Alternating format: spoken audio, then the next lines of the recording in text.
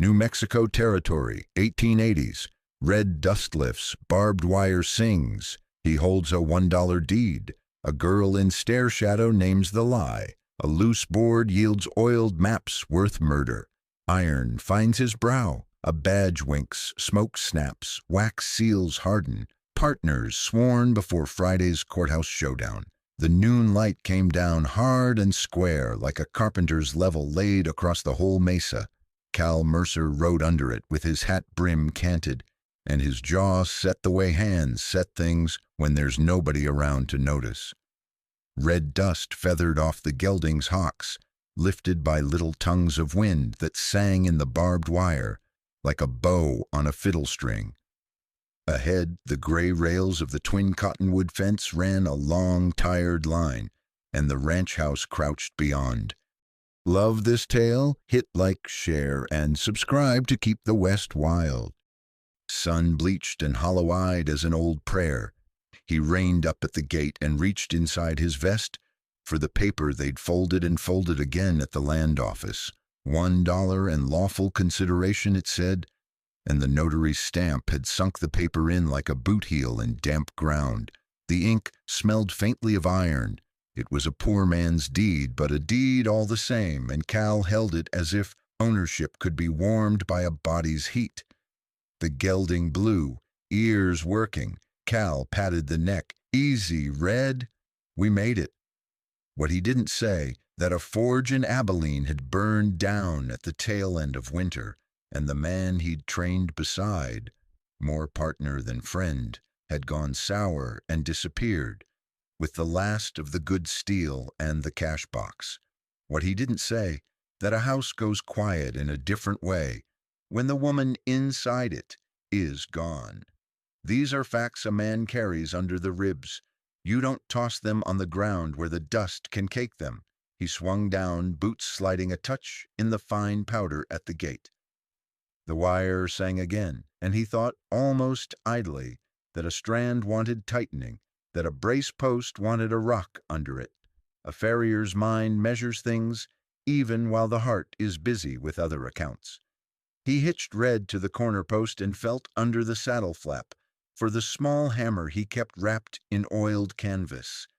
Every man has a tool that feels like an extra bone in his hand. The hammer was his. The gate latch hung awkward, and the rust had grown into it like ivy.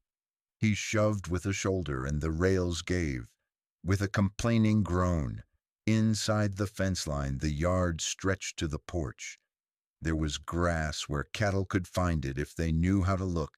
Thin, wiry grama, tough as rawhide. The windmill stood fixed, vanes motionless against a sky the color of an old enamel basin. No chunk of shadow churned in the trough. Water had felt thin here for a long time. He walked a slow half-circle just to taste how the place hung together. The cottonwoods that gave the ranch its name lifted their tired leaves by the arroyo. The wash itself held a few pale stones and the smell of iron where groundwater licked up then sank back. The house had peeled. Clapboards and two eyes of window where glass held, two where it didn't.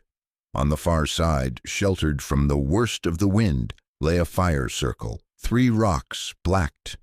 There was a pot there with soot baked on in rings, and when he set his hand on the iron, it held a ghost of warmth the sun alone hadn't put there. Reckon this place ain't been empty the way Boone likes to tell it.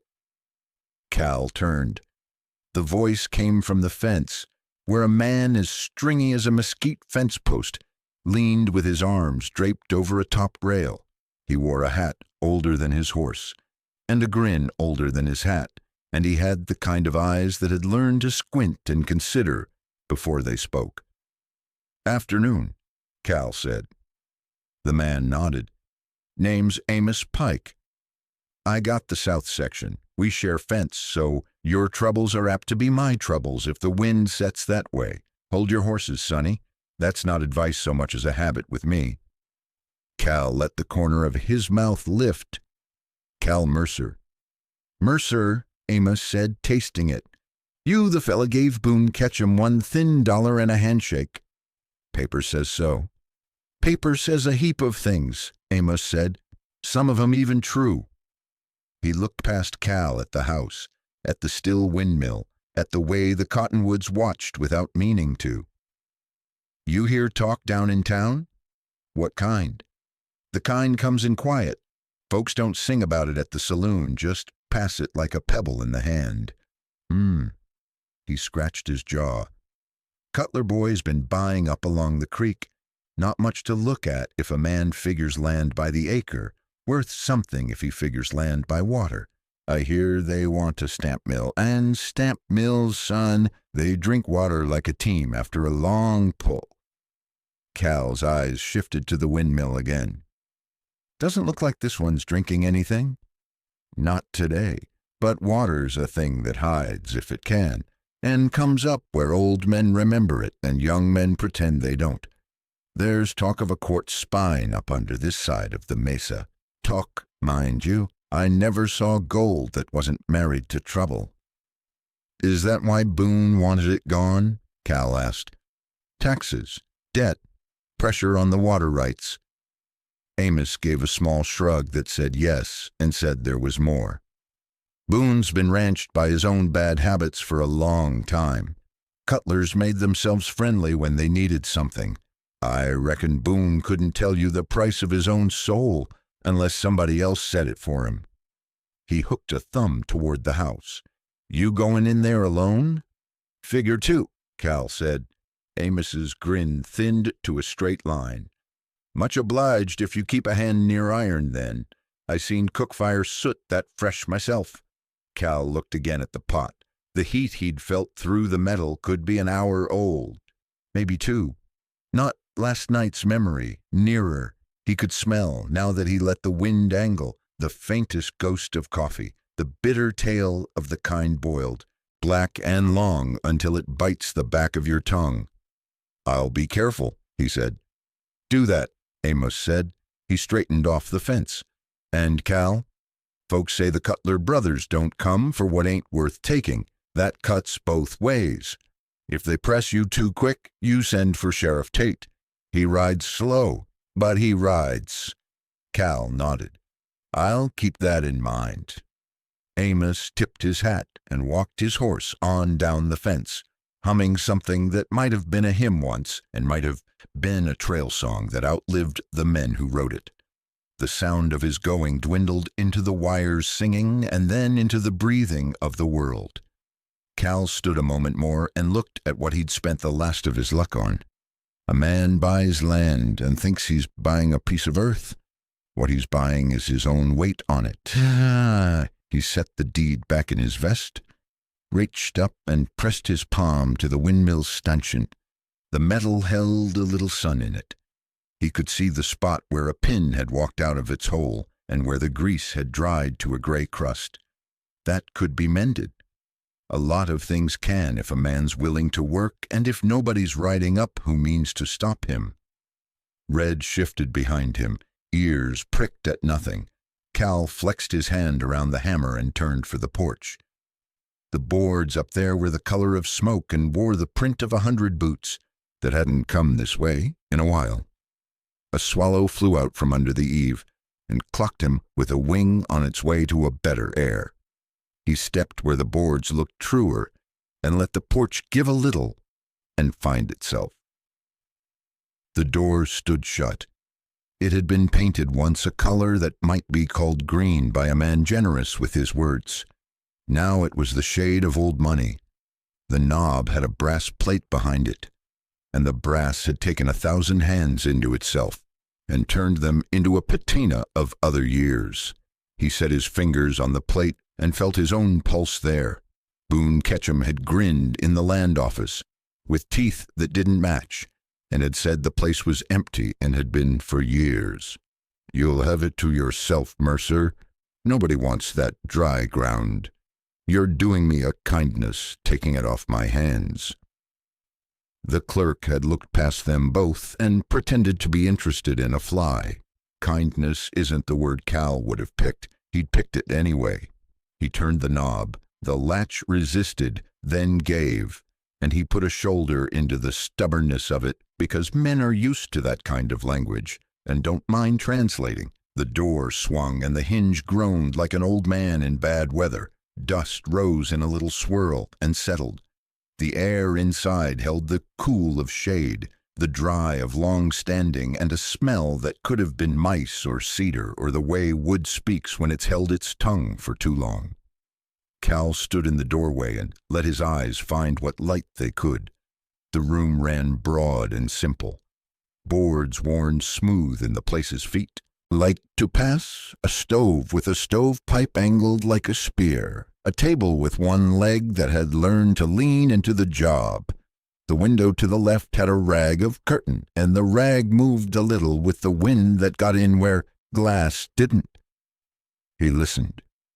A house has a language, too, the tick of cooling metal, the whisper of a crack widening, the soft complaint of a sagging joist. He knew those sounds. He sorted them. That's when he heard the other sound. Not the house, not the wind. Footsteps, light and careful, up where the loft threw a shadow over the main room. They crossed 3 boards and then stopped exactly the way feet stop when they want to be less than what they are. Cal didn't move. His hand stayed near the hammer, and his heart did the thing a horse does when it flares and then decides not to spook after all. He looked at the stairs. Wood polished by old hands and boots, the rails shiny where palms had made their peace. He kept his voice low, the way you speak to a skittish animal. "Hello, the house," he said. "Name's Cal Mercer. I bought this place for $1, and I figure I got change coming in trouble. If there's somebody up there, we can start with names and then go on to reasons." Nothing at first. He could hear his own breath and the faint tick of a fly finding a window pane. Then another step, clear as a dropped pin in a quiet church, and then silence so even the dust listened. He stood at the base of the stairs and looked up. The light from the high window drew a pale trapezoid across the upper wall. Within it, the edge of a shadow trimmed itself into a shoulder, then a forearm, then the fall of hair. "Don't come up," a voice said, low, not shaking. A woman's voice that knew things and didn't trade them cheap. "You'll trip the bad board too from the landing and bruise your pride." Cal let the smallest breath leave him. "I can take a bruise." "I don't want the noise," she said. "Not yet." He waited. He figured talking is like shoeing. If you rush the foot, you'll get kicked. "You can put your hammer away," the voice said. "If I meant to hurt you, you'd have felt it when you set a hand on that brass. Folks leave prints of themselves on metal. Sometimes the metal leaves a print back." He slid the hammer beltward and let it rest there, not far. "You're on my land," he said, and heard how rough that sounded and amended it. "What I mean is this deed bears my name. If the wind means us to share air today, we might as well know the shape of it." There was the small sound of a hand on rail, and then she stepped down 2 treads into the light. She was younger than the voice had first made him think, and older than her face wanted to admit. The way hard years age a person in places the eye doesn't always find. Her dress had been mended true, stitches straight and tight where a careless hand would have done it ragged, and her hair was down, which he took to be circumstance rather than preference. She had a look on her that wasn't fear so much as a readiness to accept what comes. A person gets that look after bending too long to the same wind. "You're the new owner," she said, not a question. "That's what the clerk called me." She nodded once, as if setting a fact on a shelf. "Then I'll say my piece plain. My name's June Whitlow. I've been keeping this place from falling full to ruin near 3 years. I didn't do it for Boone Ketchum, and I didn't do it for the Cutlers, and I surely didn't do it for a man I haven't met till now. I did it because sometimes a roof and a well and a fence will keep a person alive when the world has decided otherwise." Cal listened. The house listened with him. "I don't aim to run you off," she said. you've got your paper. But if Boone told you the house was empty, he lied because it suited him. And if he told you nobody would come asking after it, he lied because he can't imagine anybody wanting something he let go for $1. I heard about debts, Cal said, and taxes and a fight about water. And ore, June said. The word dropped like a stone into the room's air. Don't forget that one. I haven't, he said. She looked past him to the door and then to the window and then back like a person mapping exits without meaning to. The Cutler boys want everything along the creek, she said. They want the turn where a stamp mill could sit and drink and spit and grind down 10 men's hours to an ounce or two. They want papers that say what they already decided to do. Cal thought of Amos Pike at the fence and of the pot that had held warmth. He thought of the windmill pinned hard against a silent sky. Amos said Sheriff Tate rides slow, he said. You figure he rides true? June's mouth made the shape of a smile and then didn't finish it. He rides, and that's more than a lot of them do. But law doesn't keep men like the Cutlers from hiring others to walk ahead of it. Her eyes moved to the pot out by the fire circle, as if she could see through the wall. I boiled coffee because I didn't sleep. I didn't sleep because they don't forget as easy as Boone pretends to. She took one more step down, and the board she'd warned him of gave a little creak like a secret being told. She didn't flinch. The sound sat between them. You plan to stay? She asked. I came too, Cal said. You came to make a life. She said it the way you say a thing you believe a man deserves.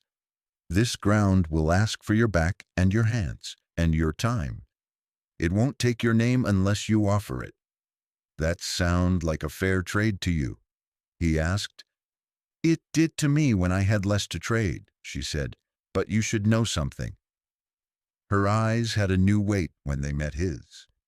If the Cutlers learn you're here, if they learn anybody is, they're not coming to make deals. Cal felt the house settle on its nails as if it had been holding itself up for this point. He let a breath out slow. Then it's good we started talking early.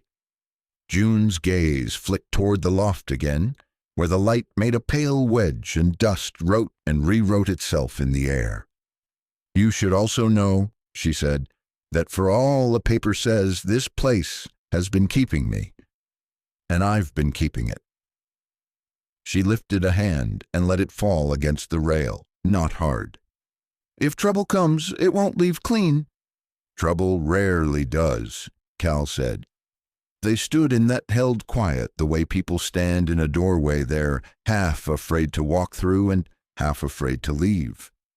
Outside, the wind worried the wire, and the wire answered back, and far off some hawk spoke its short, hard word. Cal took a small step, not up, not down, just enough to show he was done crowding the moment. June Whitlow, he said, I don't know yet where your road runs or whether mine ought to cross it. I know I put $1 down on this house, and I'd put more on a roof that keeps weather off any soul that needs it. We can start there. She studied him like men study a sky in June, wondering if the clouds will build or head on. Whatever she decided didn't show, not then. I'm going to ask you for 2 things, she said at last. Keep your voice low when you can, and do not set your foot on the second board from the landing. Seems like I can manage both? She gave the ghost of that near smile again. We'll see. Cal let the room rearrange itself around their truce. He angled toward the table and laid the deed there, not as proof, but the way a man lays down a tool to say his hands are empty for the moment. His fingers felt the gouges a knife had left in the pine years before. Men had eaten here, talked here, made plans, good and bad. The house had held them all for a time and then released them to the dust. He half turned toward the door to fetch in his bedroll, then stopped, because the wind on the porch changed, and because a certain quiet falls when the world holds its breath. The hinge gave a tiny answering whine as the door, eased by no one's hand, breathed an inch wider. He thought he'd imagine it if not for the way June's eyes went narrow and dark, the way a deer's do when it catches the wrong scent.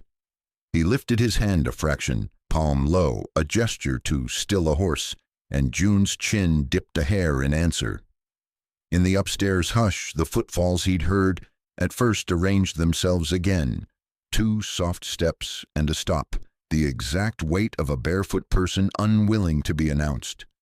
The house listened. So did Cal. Somewhere outside, the barbed wire thrummed. Somewhere farther, the windmill gave one aching turn and then none at all. The next sound, small, deliberate, and not made by either of them, came from above, and then stopped dead as if the maker of it understood how sound can be a confession.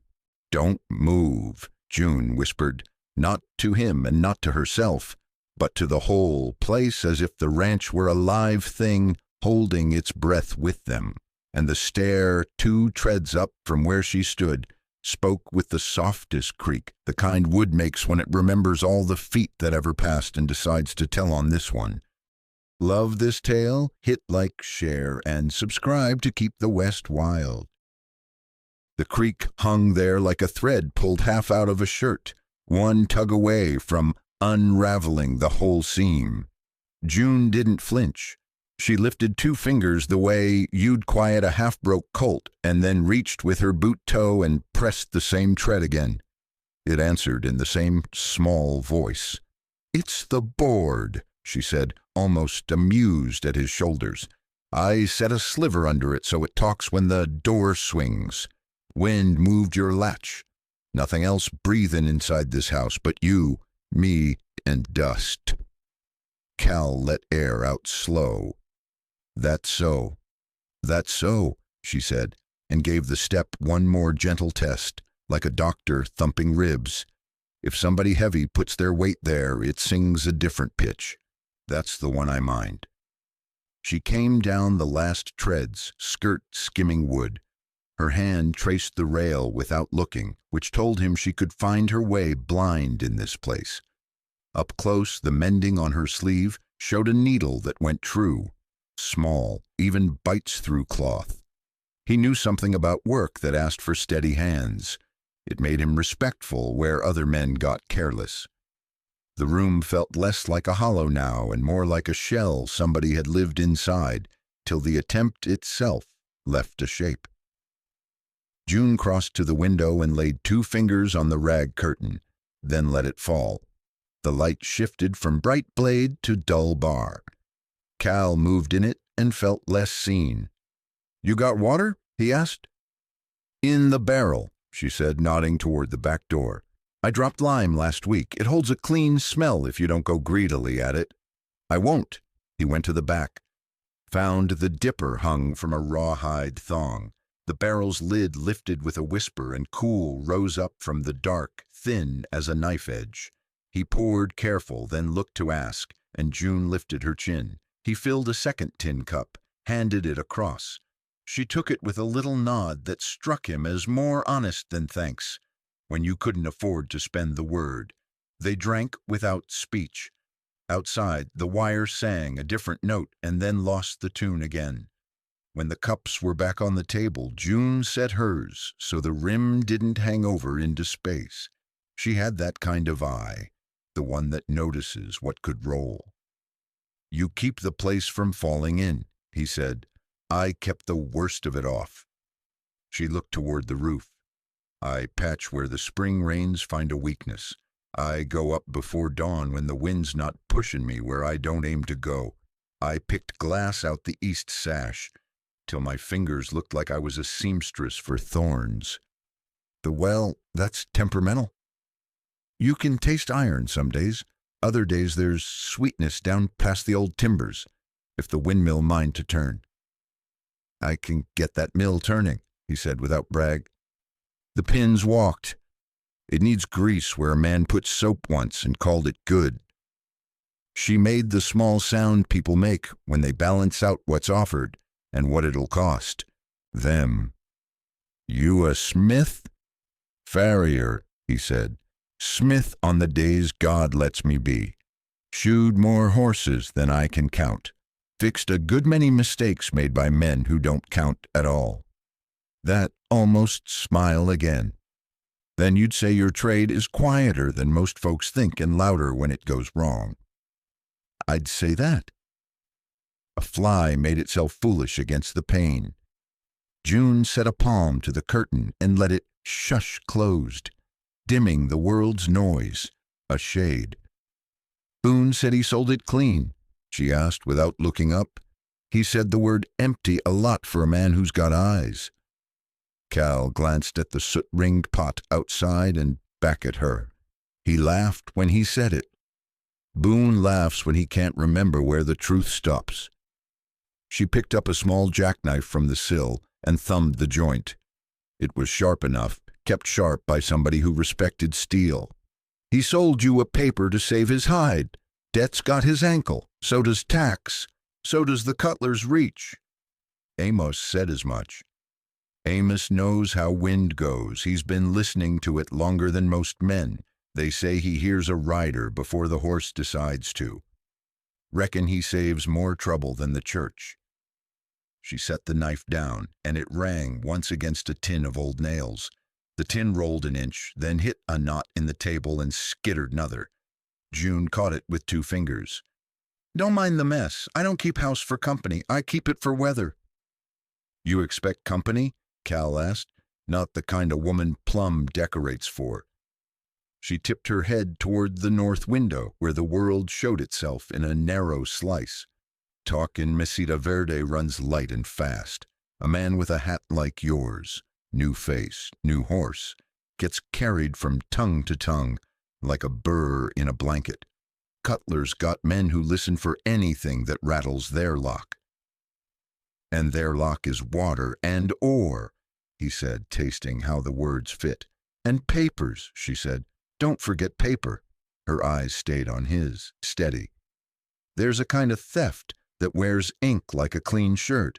You won't smell it coming. He thought of the notarized stamp at the land office, sunk deep and straight. He thought of how Boone had used words like a man trying on a suit he couldn't afford.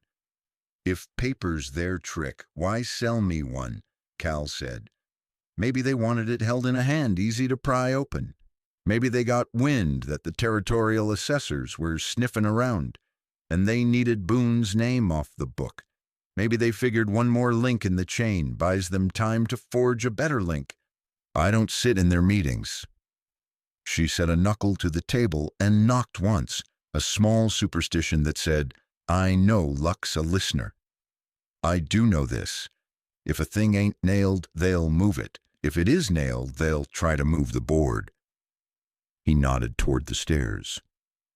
How long you been? 3 years, she said. Long enough to know which floorboards lie and which tell you what they're about. Long enough to learn how the light falls in autumn through that west window and where to put a chair so you can see the yard and not be seen. Long enough to take splinters out of my feet by lamplight without waking the rest of me. What kept you? He asked. He didn't make it sound like judgment. He made it sound like a simple question that belonged between 2 people sharing a roof. June's mouth did that not quite smile and then flattened. The kind of debt that doesn't forgive itself. Blood debt, paper debt. They came together and I don't have hands enough to tear them apart. He heard the answer she wasn't ready to say and didn't force it out. The trick to being decent, he knew, was knowing the difference between a stuck nail and one the board needed to keep. You got folks in town? He said instead. Mrs. Finch lets me buy flour when I show cash and lets me slide a week when I don't. She don't ask if I got a husband or a pa or a brother hid in the brush. She asks if the water's holdin'. That's as polite as a frontier gets. June drew a finger along a groove cut crosswise by some old knife. Toby Lyle runs the telegraph. He's got ears like a rabbit and loyalty like a dog. Sheriff Tate. She paused, weighing. Law don't ride fast. Sheriff rides anyway. And the Cutlers. They don't ride themselves when they can hire somebody whose boots squeak at the sound of money. Wade Harlan is the squeak you'll hear before you see the shine. Cal turned the farrier's hammer in his head like a man feels for balance. He didn't like the shape of what she said, not because it surprised him, but because it fit too many places. "You plan to keep," he said, and tilted his chin at the room, the yard, the hollow of sky beyond. She looked around the way you look at a body you've bathed and dressed, and tried to keep standing. "I plan to pay what I owe and bury what won't sit still." She set her hand on the rail again, half turning back to the steps, and then stayed where she was. "You plan to stay?" "Yes." The word left him quiet. "I plan to make a place that belongs to me and damps down the noise I carry." June's eyes met his and held. For a thin second, the room's air felt like it had the weight of rain. Then it was gone, and only dust hung and spun. "There's rules if you mean to share breath under this roof, for even a day," she said. "You keep your voice low at sundown and after. You trim a lamp wick till the flame is no higher than your thumb. You step wide of that second tread, and you don't walk in a man's straight line where a bullet expects it. If somebody knocks, nobody knocks out here, mind. If somebody knocks, you don't answer. You go behind the stove and you stay there till I tell you different." Cal kept his face true. "You run this house like a fire line." "I run it like I'd like to see the morning," she said. "You got your way of keeping iron where it belongs. I got mine." "I can learn," he said. That won him a real smile, quick and gone like a quail. Men often say that when they figure the lesson will be short. It isn't. "But if you're willin', I'm willin'." Outside, a hawk wrote a slow, looping sentence above the cottonwoods and let the last word drop where a mouse had been unwise. The windmill set itself talking again, a slow creak that asked for grease and promised work in return. From somewhere in the house, something very small shifted. Maybe a bead of resin in the joist. Maybe the day itself settling into the shape it would be. Cal's palms itched for tools. Work made more sense than people most days, but here he was, with both. "You got anything you want carried in?" he asked. "Feed sacks, wood, the like?" "I got a sack of oats too heavy to haul without making the floor complain." She flicked a look up the stairs. "I keep it in the loft because mice don't like the draft, but I can't look like I'm feeding anything but myself." "I'll bring it down without playing the wrong note," he said. "Don't touch the second tread," she said automatically, then caught herself and let amusement crease her mouth. "You'll be sick of me saying that before tomorrow." "I've been sick of worse," he said, and meant it kindly. They moved then without needing more words. Him to the door to fetch his bedroll, her to the stove to test the plates with the heel of her palm. The door gave its small groan again. He eased it on the return with the shoulder of a man who's learned to be polite to wood, and the hinge decided to keep its protest to itself. On the table the deed lay like a coin between acquaintances who haven't decided about gambling yet. June glanced at it and then away. Cal rolled his bed out along the wall where the morning wouldn't blind him and the stove's heat would come as kindness. He saw her eyes mark the choice and accept it. "You've been hurt before," she said simply. "I don't know a soul this far west who hasn't," he said. "That's fair." He hooked his thumb toward the yard. "Amos Pike said if I get crowding, I ought to send for Sheriff Tate." "You can do that," she said. "We can do that. But hear me clean, Mr. Mercer. If the Cutlers learn you're here, they won't come to buy. They'll come to prove a point." "What point's that?" "That the ground only belongs to the man who makes the most people believe it." She reached for the curtain and let it fall again, another shush to the room. Men like the Cutlers have a talent for turning belief into paper and paper into muscle. "And you?" "I got a talent for staying alive," she said without pride, "and for seeing which way talk travels." She drew in a breath and let it out slow. "Talk's going to be in town by now, a new man at Twin Cottonwood. It'll run through Finch's like coffee through a tin strainer and into the Telegraph by supper. Folks don't mean harm. Their mouths do it anyway." "You think it'll reach Harlan?" Cal asked. "I think if it doesn't, he'll be insulted," she said dryly. He ran a hand over his jaw, felt the day's grit. "Then we grease that windmill before dark. We keep the lamp low and we don't make silhouettes." "We don't make promises either," she said. "Not out loud. Not yet." He nodded. Outside, a line of cloud, the thin color of old milk, gathered along the far ridge and made a show of pretending to become weather. Cal picked up his hammer, felt the settling of it in his hand like a thing that knows who it belongs to, and turned for the door. June's voice stopped him. "Cal." He looked back. "If this goes wrong, I don't want you thinking I lured you into something. I didn't know you were coming. I didn't know Boone was fool enough to sign anything this week." She paused.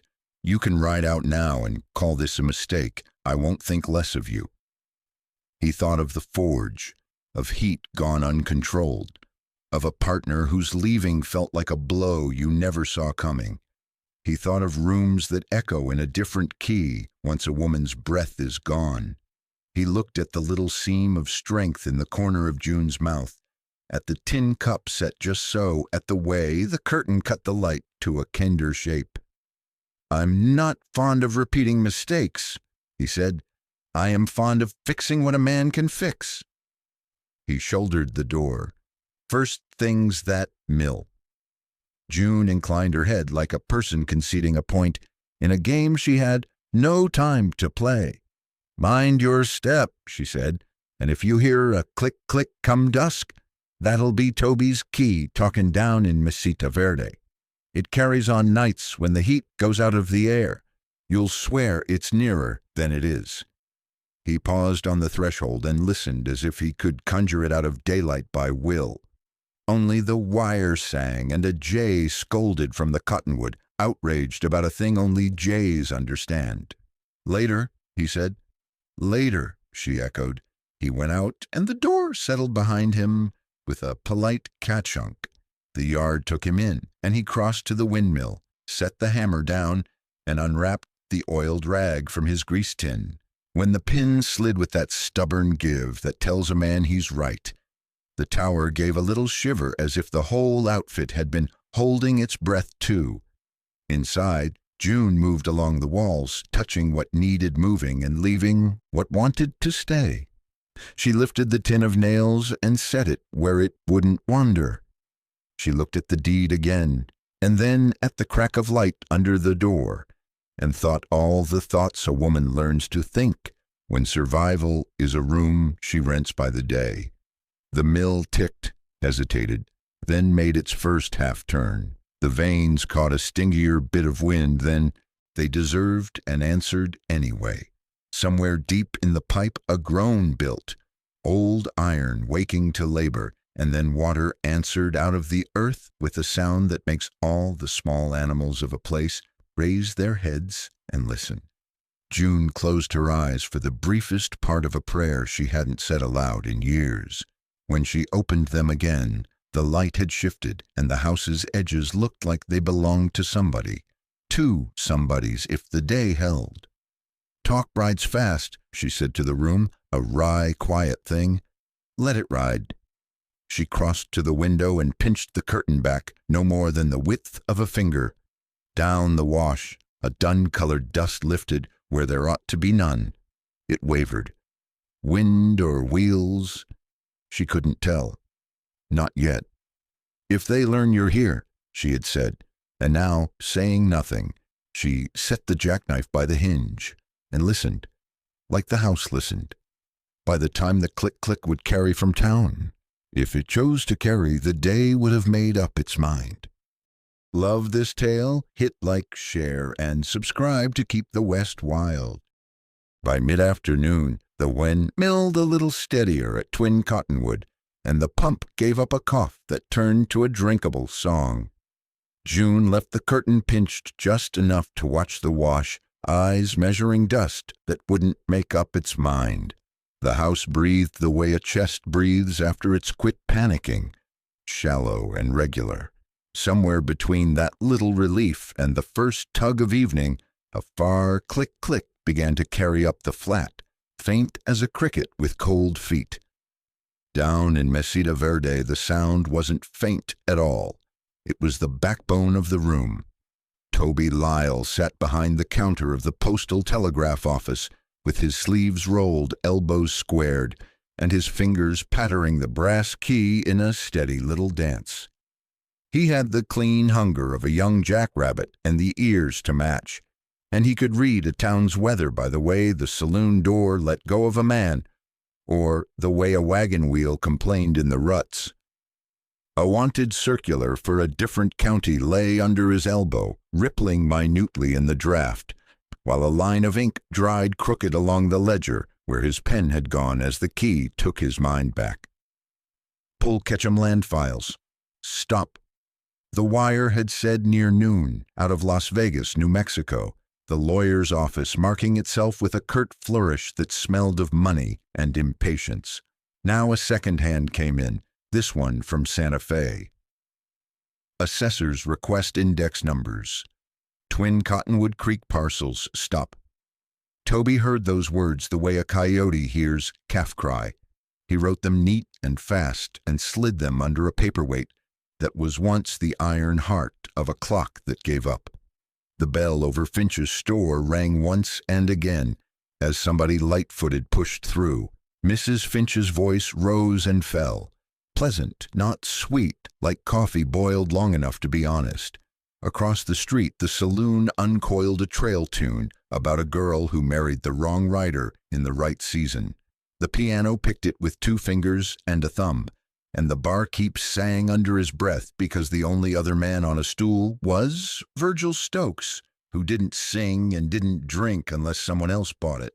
Virgil had the slope of a man who'd worked rock for too many years and who took his meals in the spaces between debts. He sat with his hat brim low and his paychit from the cutlers folded twice, and then once more, like money trying to shrink itself into satisfaction. "Pays late," Virgil said to nobody, and to the barkeep, and to the world. "Pays a river," the barkeep said back. "Runs where the channel's been cut." "Law says wages ought to run on the same day every week," Virgil said, then laughed without getting any happier. "Law says a lot. Law don't ride fast." At the end of the street, a man moved with a gait so even you could set a glass of water on his head and not spill it. Sheriff F. Tate had a face like an old saddle. Use wore into it, and care made it last. He looked at what there was to look at and didn't hurry his eyes. He carried his hat in his hand for that little bit of air God gives men in hot months, and had his coat folded over his arm to remind the heat. It wasn't boss of everything. He stepped into the telegraph room, and the cooler of the place set the sweat back into his shirt like it meant to stay hidden and be decent. "Afternoon, Toby," he said. "Afternoon, Sheriff." "Anything come in that's our business?" Toby cocked his head at the key because it always sounded a little like a bird when it wasn't being used, and a little like a snake when it was. "Depends what you call ours," he said, courteous in his own way. "I got one from Las Vegas about Boone Ketchum's land file, and another from Santa Fe about Twin Cottonwood Creek parcels. Assessors askin' for index numbers." He didn't say Cutler, because both men heard the word inside the others. The sheriff held out his hand, and Toby put the papers there, warm from the weight they'd shared with his skin. F. Tate read like a man lays a shoe, careful with the fit, not much given to talk until he knows where iron meets frog. His eyes stayed on the words a beat longer than he needed. "That's them trying to make a tidy binder of something messy," he said at last. "Bought judges like tidy binders." Toby swallowed a grin because it was the kind of thing you didn't put to paper, and the kind you hoped somebody would say out loud where it could hang and do some work. Sheriff Tate turned the second page over and found the back clean. He handed both back and reached a finger toward the ledger. "Put a copy under my file and send a polite answer to the assessors, asking that any disputes arising be routed through my office till such time as the court sees fit." He had a way of saying court that sounded respectful if you didn't know him and sounded like a man stating a fact about the weather if you did. "Yes, sir," Toby said. The sheriff's hat twitched in his hand so he could scratch a neat line where his hair used to be thicker. He nodded at the map pinned on the wall, Mesita Verde, and all the ranches in spidery hand, a blue pencil line for the creek, and a string of red X's where strays had gone missing last drought. "You keep that brand book up?" he asked. "Tacked fresh pages yesterday. Lot of calves got the short end of a tall story last year. Folks still mad and still hungry." "They'll be both next year, too," the sheriff said without meanness. "Make sure the ones with more anger than sense know I'm willing to listen before they do something they can't take back." "Yes, sir." Toby hesitated. "You figure Johnny rides with Harlan on this one?" The sheriff's eyes did that thing where they measured distance without moving a step. "Johnny's boots squeak when coin rubs them, but he got a mama over on the flats near San Isidro. Some men crack toward conscience when they see the rope they're weaving. Some don't." He set his hat back on with a small, square push. Habit, not style. And looked across the street where Mrs. Finch stood behind her counter with her hair pinned to survive the day.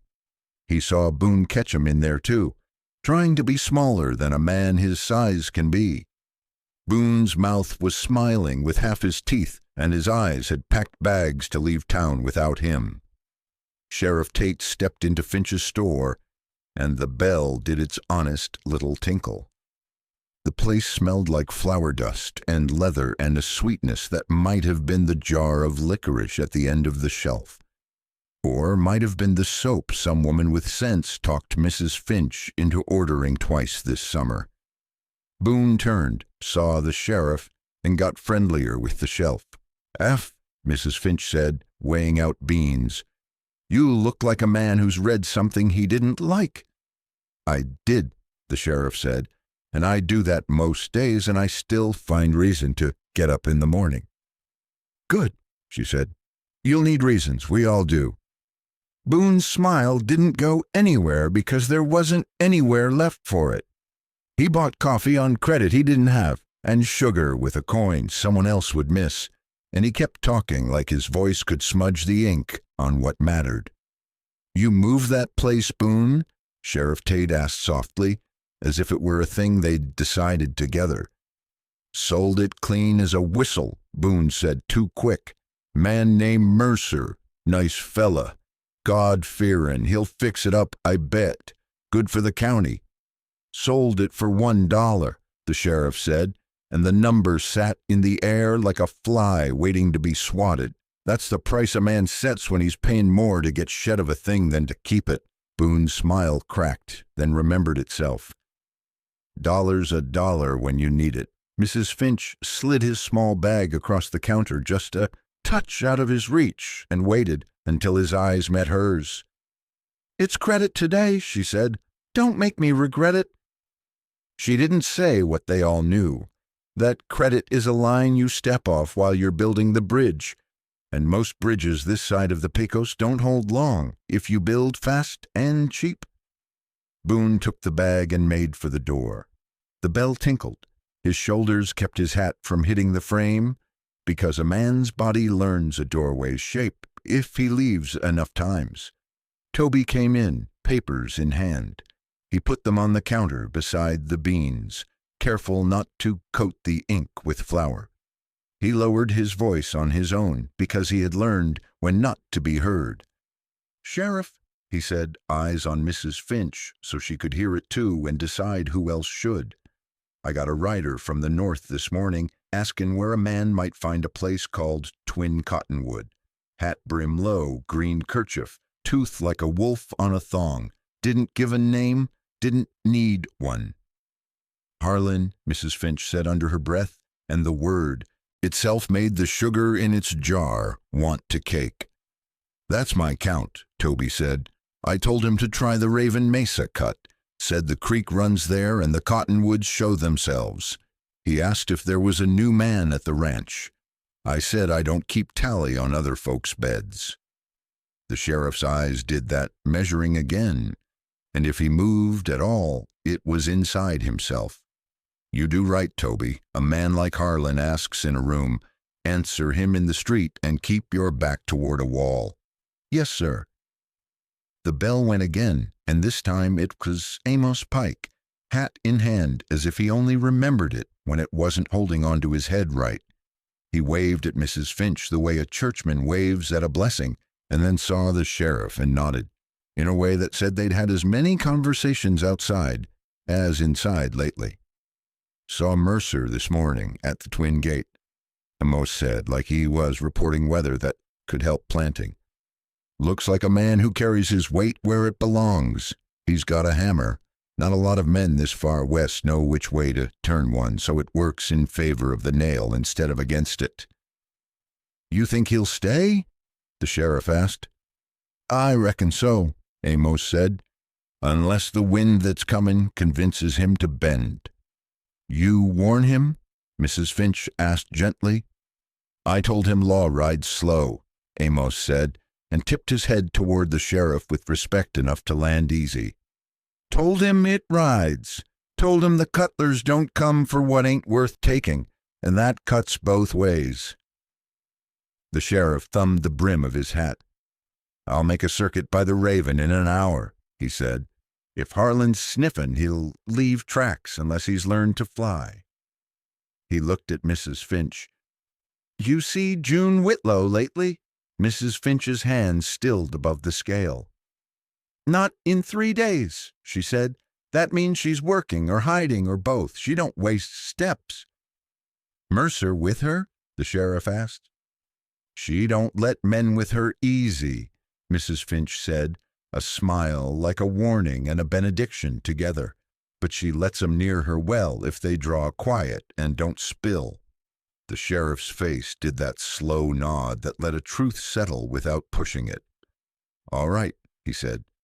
If you hear more, telegraph or talk, you send a word my way that don't rouse the wrong ears.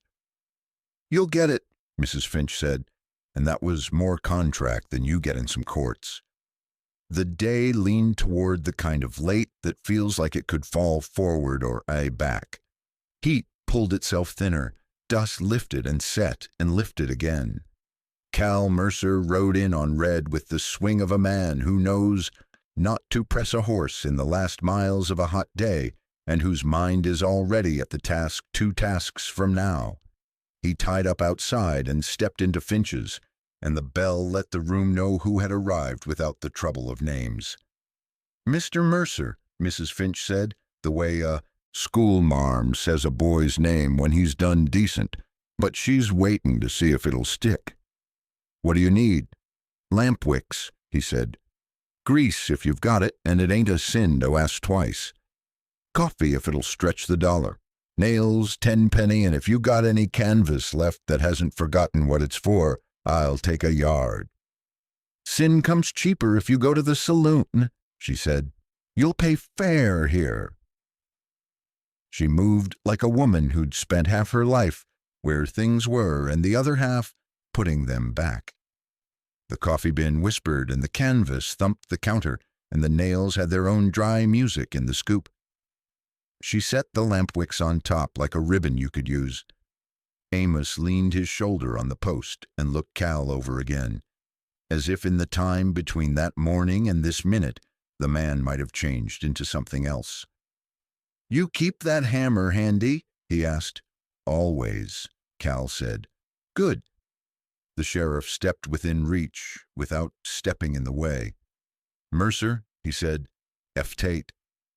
Sheriff, Cal said, and the hand clasp was one of those simple things that Tell a man whether you're a danger or a weight he can count on. Neither man squeezed.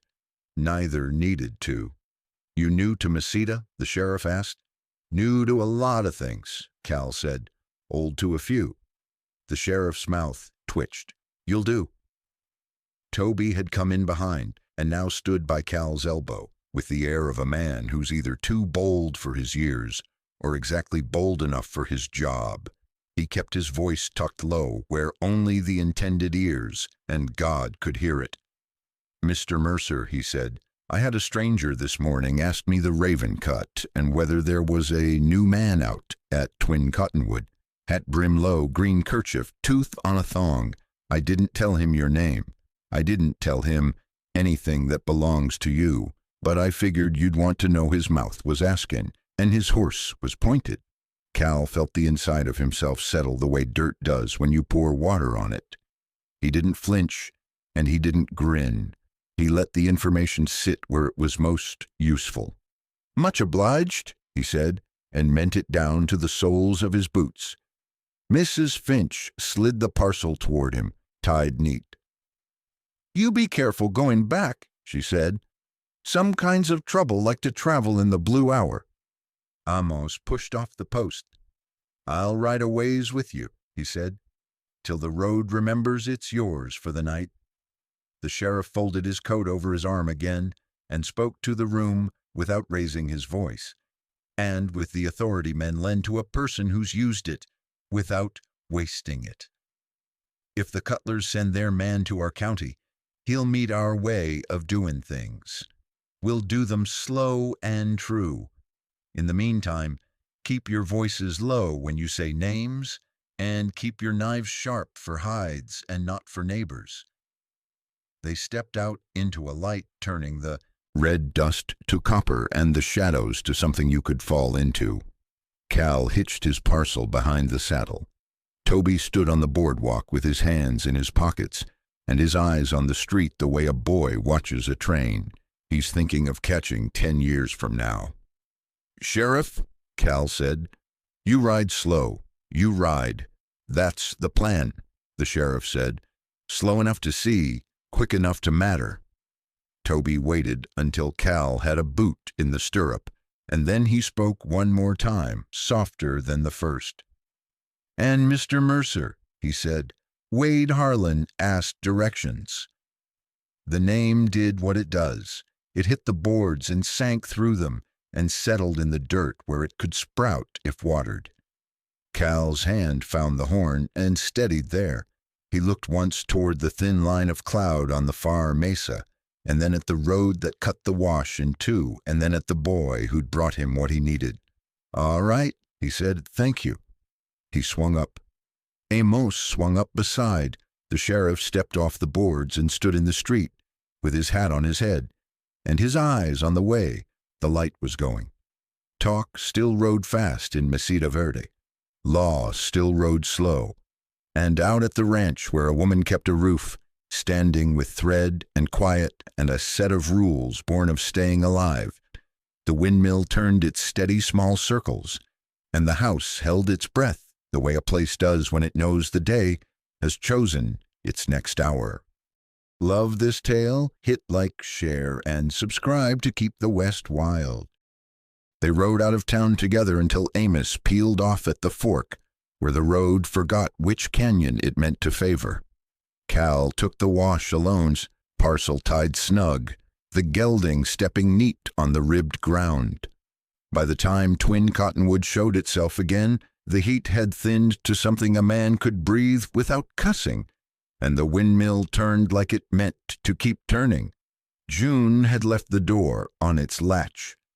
The house met him with that tempered cool and the careful stillness of a place that does not waste quiet. She glanced from the curtain and took in the parcel, the dust on his hat brim, the way his shoulders carried the road like an extra yoke. Wicks, grease, nails, he said, setting the bundle to the table. Coffee if we decide we deserve it. We'll decide when the sky does, she said, and after the chores we owe the dark. He untied the twine, put each thing where a hand would expect to find it in a hurry. She moved the coffee to a tin and tamped brown sugar into a jar with a strip of oilcloth under the lid, so it would keep from clumping when the air went mean. They said nothing about the talk in town. They had both heard it all the same, the way a house hears the first steps on the path before a knock ever happens. "Fence first," he said. "Mill next. Shoes after, if Red will stand still long enough not to shame me." "He'll stand if you talk to him like you talk to a tired child, and mean it," June said. "I'll see what tack wants mending and count what a man with empty pockets tries to forget to count." They walked out together and split without making ceremony of it. The corral rails wore gray smoothness, like a shirt too many washings old. Cal ran his hand along the top run. The wood nodded back under his palm, sound enough if you didn't pitch a steer against it, needing a brace if you did. He crouched by the corner post and set his shoulder under it, and leaned until the ground told him how much it meant to give. It gave a little and then set. It would do for now. Red let him pick up a hoof with only one snort to keep his pride. Cal set the frog on his knee and took the knife, not to show off, just to trim the raggedness where the shoe had gone long. The knife whispered against horn. He rasped the toe smooth, drew the edge true, then set the shoe on the anvil stake he carried in his kit. A bit of iron you can drive into any ground you mean to do work on. The hammer found its talk, keng, keng. The sound a place understands if it's got any memory of men fixing what breaks. June's needle talked back from the porch, snick, snick through leather, steady as a pulse. She'd unpicked a headstall that had been mended by someone stingy with thread and generous with hope, and she set it right. Short stitches doubled at the stress points. She paused to check the buckle tongue, filed a burr that might bite a horse if you let it, and ran the strap through to see if it would hang true. Inside, she could hear the house take a breath and let it out without complaint. Between them lay the yard's dust. It held a record of the day's comings and goings the way a ledger holds every nickel and lie. Cal rose from Red's hoof and walked a slow arc outside the corral, not hurrying, eyes soft, so details would come to him of their own will. Wind will wipe a truth clean if you stare it too hard. He found what he'd half expected and didn't want, tracks not made by his gelding. He squatted, balanced on the balls of his feet, and let his fingers measure without moving. 3 sets, coming in the way a man comes when he wants to look without announcing. The prints didn't line up like casual riders. One had a heel that dug at the turn as if the horse under him tried to dance and the man on top told him no. Another set cut a little sharper at the toe. Johnny's way, if he guessed, from the way the dirt chewed and smoothed back. The third would be a horse with a heavier shoe than Red. More iron under it, square at the fender.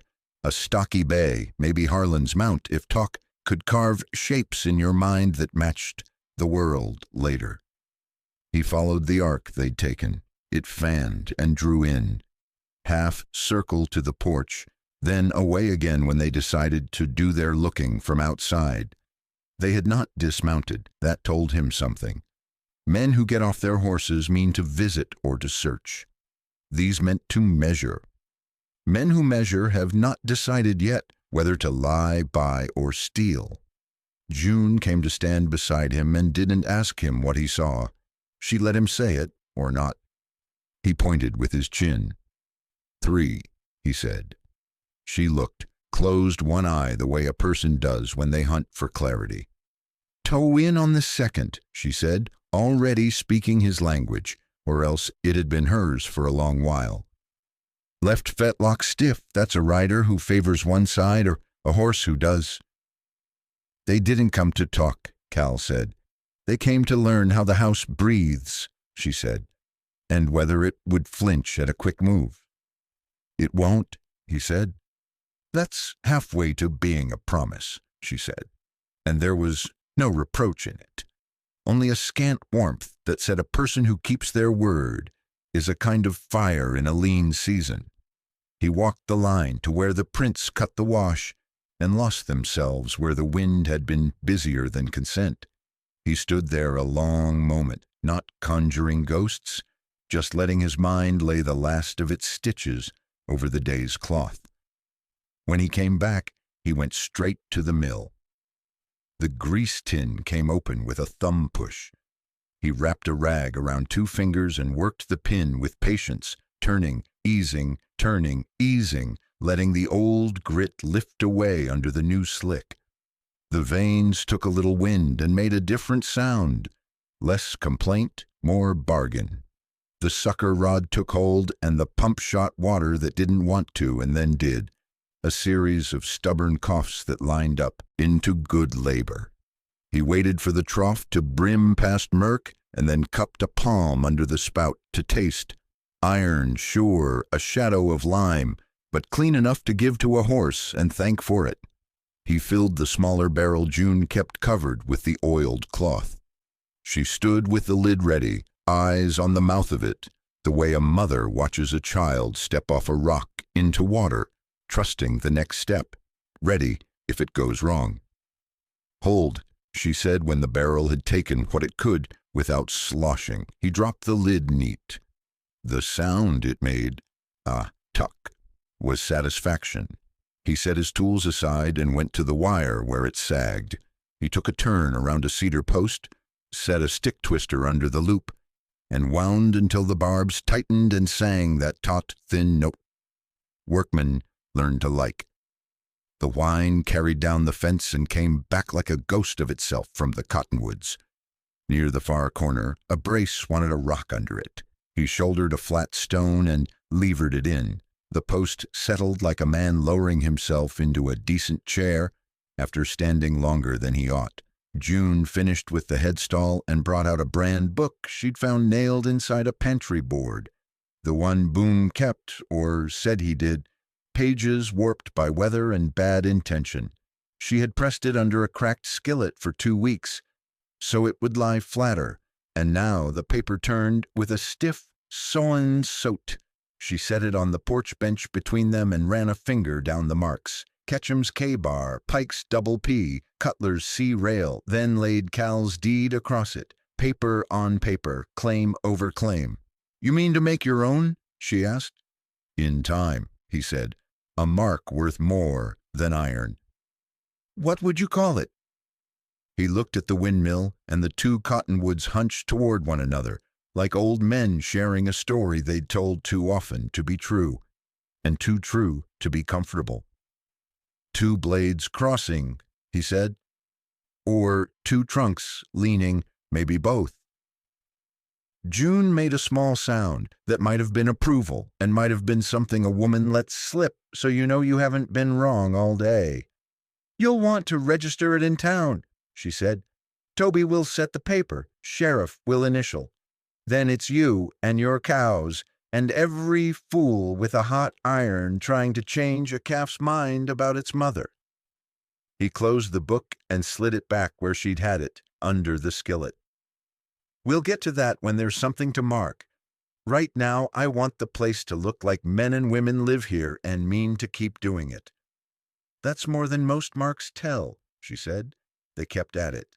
He set his rasp again, felt Red's shoulder weariness through his hand. He talked to the horse low, nonsense mostly, the music of a human voice that rises and falls between promises it can't make and ones it can. June fetched a bucket and scrubbed last winter's soot from the stoveplate, blackening her hands to shine the iron. She took a slack length of rope and spliced it where some idiot had tied a square knot and called the job done. She hung the coil on its peg by the door, where a person with sense would reach it first in fire or flood. When the light began to move from gold to that dry brass that turns everything both softer and more honest, Cal went inside and struck a match to a lamp. He trimmed the wick to a thumb's height, just as she'd told him, and set it in the back of the room, where its glow would be kind to faces and mean to windows. June watched him do it and did not speak, which was its own kind of thanks. "Sheriff knows about Harlan. Cal said, matter of fact. Toby told him. He told me to keep my voice low when I say names and my knife for hides, not neighbors. That's a long way of saying we're on our own until we're not. June nodded. Law rides slow, she said again, with less bitterness than before. But it doesn't ride blind. She hesitated. I don't want to run. She said it like a thing she was daring herself to believe. Then we don't, he said. We stand, and we do the little things that make standing mean something. She breathed out, a small steadying. Little things like what we did today. And like what we'll do when the talk becomes dust and the dust becomes men, he said. She looked past him to the yard where the trough wore a silver lip and the fence line drew itself clean against the sky. I'll keep the curtain 3 fingers, she said. You keep the hammer where you can reach it without looking. If you hear the key carry on the wind, that's news. If you hear spurs, that's a kind of news too. They ate a supper that wasn't supper so much as a promise to try again. Bread you had to chew, beans that asked you to appreciate. What time can do to a hard thing, coffee boiled mean and then forgiven with a spoon of sugar. They didn't talk while they ate. You don't decorate hunger with talk. When the cups were empty and the light thinned down to the thickness of paper held to a flame, the wire out by the gate took on that low whine a place makes when it's deciding between one kind of night and another. Cal went to the porch and stood just inside the shadow line, the way June had taught him in one lesson you don't need to repeat. The gelding pricked his ears and looked up the road. June pinched the curtain and made that slit for her eye. Out there, where the wash rose into flat and the flat forgot to be modest, dust lifted and held. No wind to own it, no wagon broad enough to raise it honest. It made 3 small towers that came forward and fell and rose again, keeping space between them like men who have practiced how to not get in each other's way. 3, Cal said. 3, June echoed. They were not hurrying, not yet. Horses with men who mean to show patience at the start and make you spend yours first. Cal measured the distance with the calm of a smith, sighting a line he knows he'll cut later. He could see in his head where they'd split, one to the left for cover near the cottonwoods, one to the right to watch the arroyo mouth, one straight for the porch. He could see where the Winchester would find the sun, even if the men carrying it didn't intend to telegraph. He could hear a pocket watch lid in a man's hand click and shut, and he could feel the point in his chest, where a stranger's voice would aim if it wanted to rattle a man who wasn't ready. June shut the lamp down until it was more idea than flame. She set the jackknife by the hinge. She looked at Cal and did not say, "Be careful because the words are a charm that doesn't work when you speak it too often," she said instead, low and flat, the way you steady a skittish thing. Behind the stove if they try the door. No straight lines, no second tread. He nodded once. The mill turned, creaking like an old knee with fight left in it. The trough darkened to black.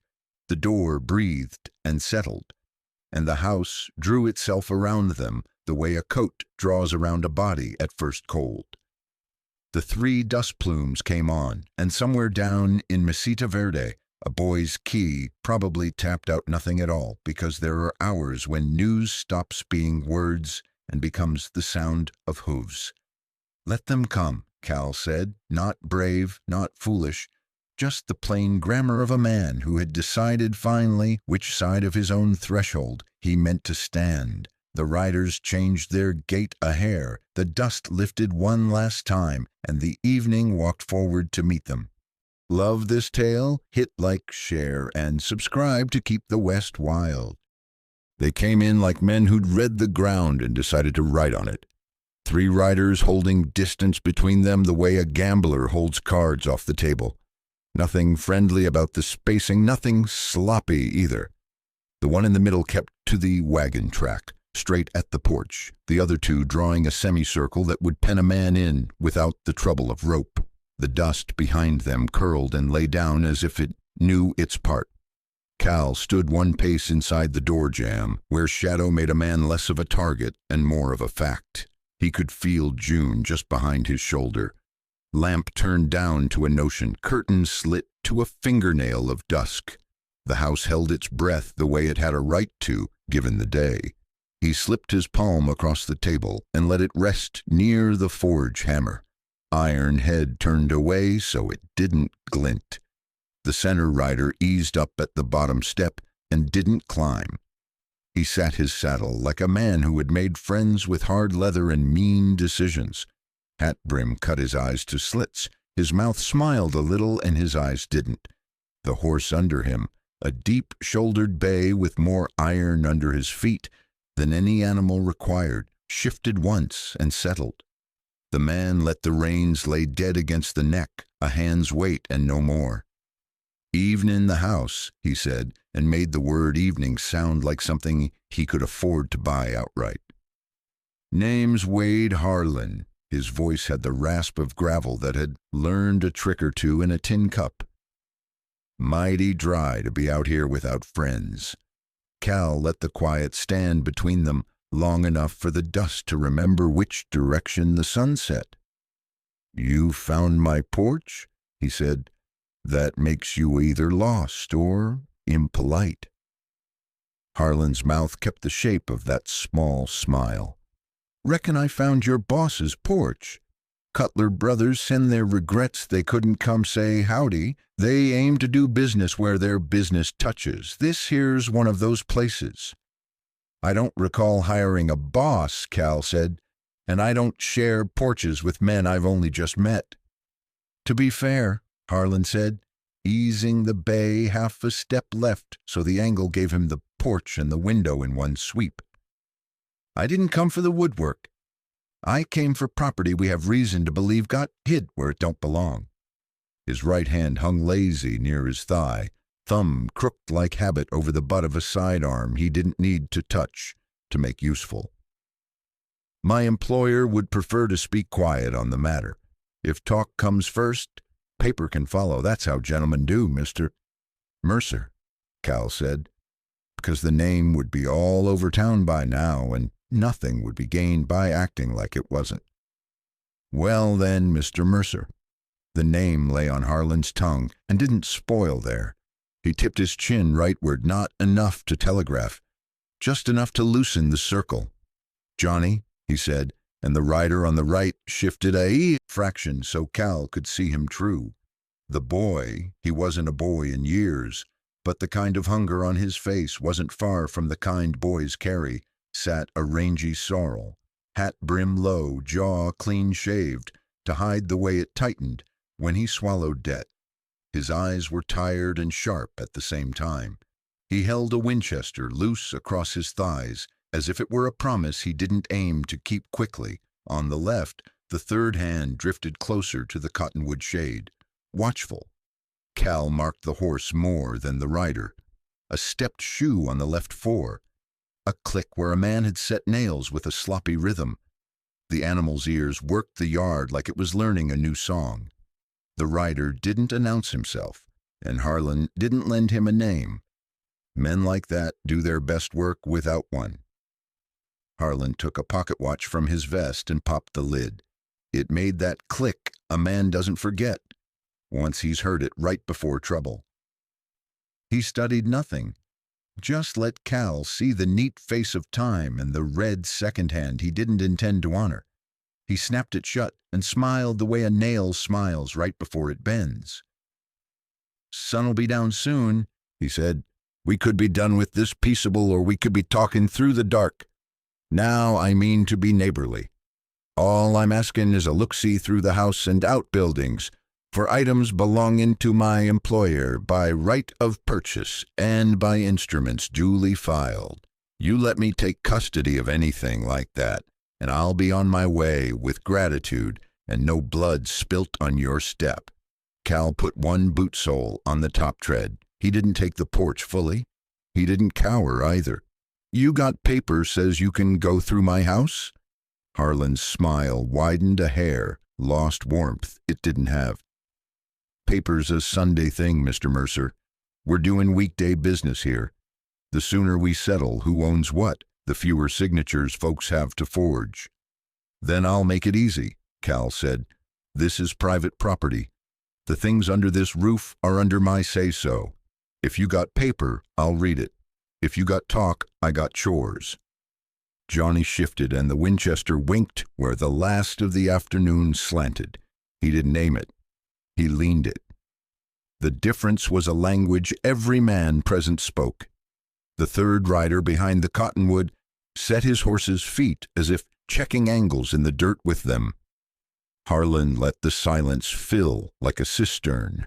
When he dipped his head, it looked more like a man measuring a coat than one admitting a point.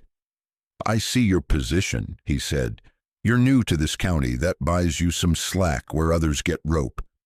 But I got to tell you plain, Miss Whitlow has been squatting here on goods and papers, belonging by operation of law to my employer. That includes maps, deeds, and any related documents pertaining to mineral claims up canyon. I ain't saying she took them with intent to deceive. I'm saying intent don't change possession, and possession don't erase title. From the corner of his eye, Cal felt June without looking. The way air folds close when a person steadies themselves, the slight, precise way her breath returned to even count. When she spoke, her voice stayed inside the room, low enough to keep from offering a silhouette to the dusk. He's talking like a judge, she said, and he doesn't know the law. He knows who pays the law. Cal didn't answer her. He kept his eyes on Harlan. You say you're after papers, he said. You come with guns. Guns are paper where there ain't any clerks about, Harlan said. You know that as well as me. Johnny's mouth twitched. Cal saw it and stored the tell away. The man wasn't dead all the way through. He just owed somebody enough to pretend. He looked young enough to have a mother who called him by his given name when he tracked mud in. Old enough to have learned he couldn't afford the luxury of shame. Cal set his palm to the porch post and leaned a fraction. Claimed the wood without swelling his chest. Nobody comes through this door without cause, he said. Talk ain't cause. He let his hand slide to the hammer's haft, like it had nowhere else to be. He didn't lift it. He didn't need to. The left-hand rider moved another step into shade, clearing the line of sight from the arroyo mouth. He was the kind of man who liked geometry, triangles you could trap somebody in. Harlan didn't glance to check him. He just knew. You can stand there, Harlan said pleasantly, and make that nice speech. Or you can call the lady out and we three can be civil before the bats come up.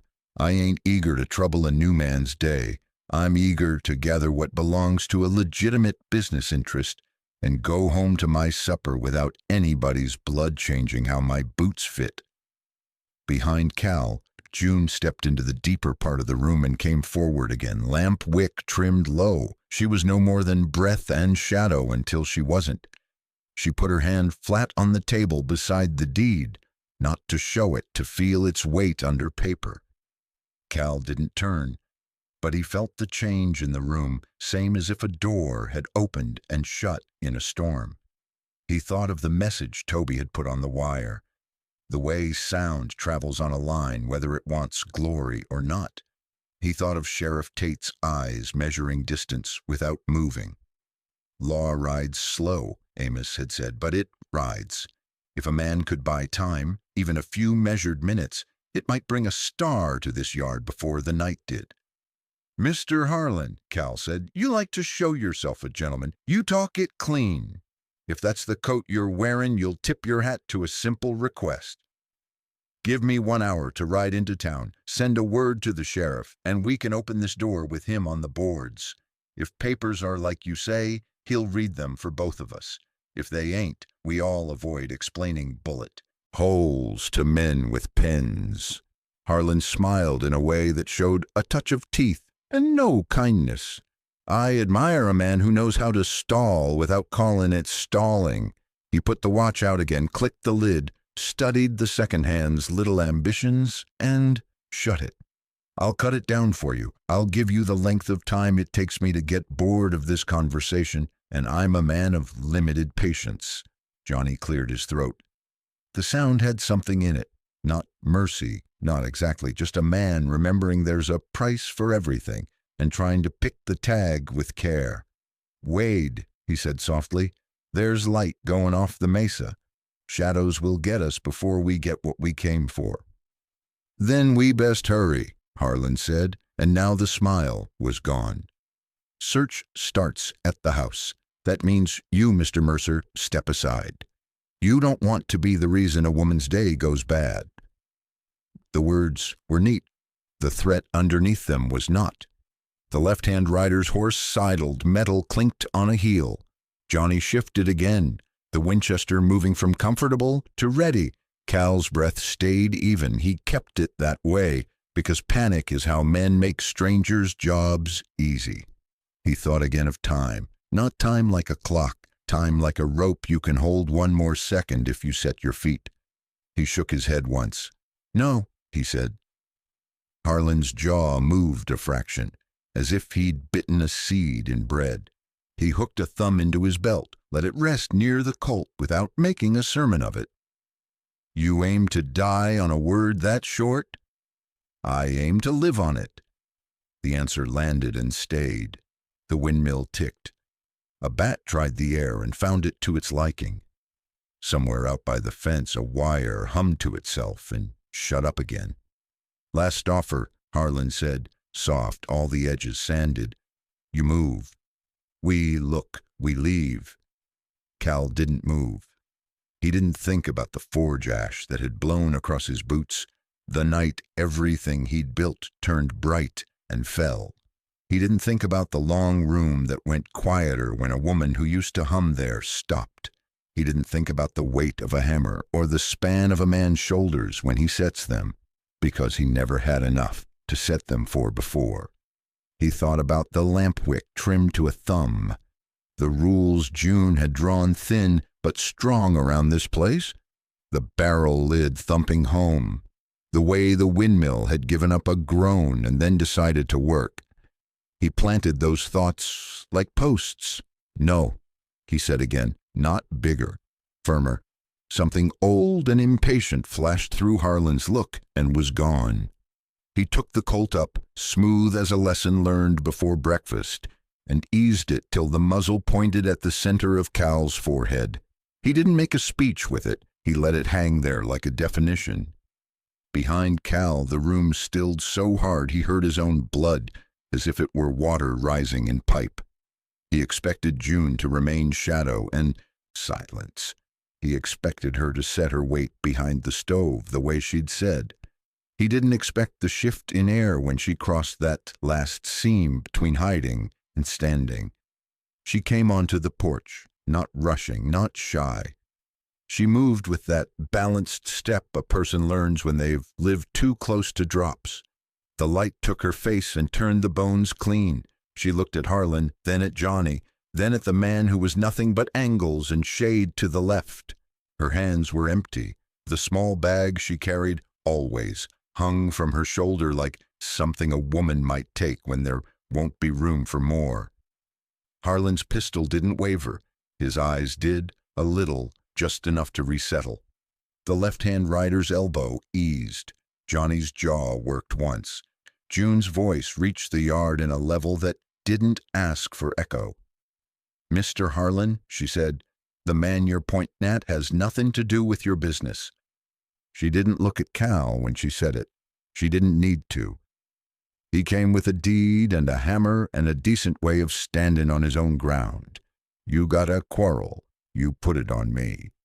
Harlan studied her. There's a kind of looking men do when they're admiring their own good luck, arriving on 2 feet. He let it show a flash, then put his nicer expression back on top. Well now, he said, that sounds like sense, and I'm a friend to sense. June took one more step, close enough to be on the edge of the second tread she'd warned Cal about a dozen times. She didn't touch it. She didn't have to. She'd made her point. She turned her face a fraction, enough for Cal to see her without the others catching the look. "Let him go," she said, voice low, carrying, "I'll come along." For a heartbeat, nobody breathed, but the bay. Harlan's colt held still as a nail in winter wood. The bat, having found the air agreeable, made a slow loop over the yard as if to say the knight didn't care whose name was on the deed. June didn't blink. "Let him go," she said again, soft as thread pulling through cloth. "I'll come along. Give me 1 minute to fetch my shawl and my boots. I won't run. There isn't a place left in New Mexico I haven't already tried and found wanting." Harlan watched her the way a man watches a creek deciding whether it means to rise. He shifted nothing but his breath. "1 minute's a preacher's promise," he said. "You get half." He tipped the colt just enough to take pressure off the sight and let the implication do the rest. "And Miss Whitlow, if you try for a window, you'll find Johnny sees in the dark better than most." Johnny didn't confirm or deny. His jaw worked once, as if the word half had splinter in it. June gave a small nod that wasn't surrender so much as a tacit agreement to play a losing hand, as well as it could be played. She put her foot down on the first tread, stepped clean of the second, and passed Cal, as if they were two people in a church aisle taking care not to brush shoulders, because touching would make the day too real.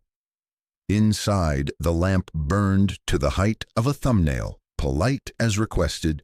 The house, tuned to hush, closed around them. Cal followed 2 steps and drew the door nearly shut.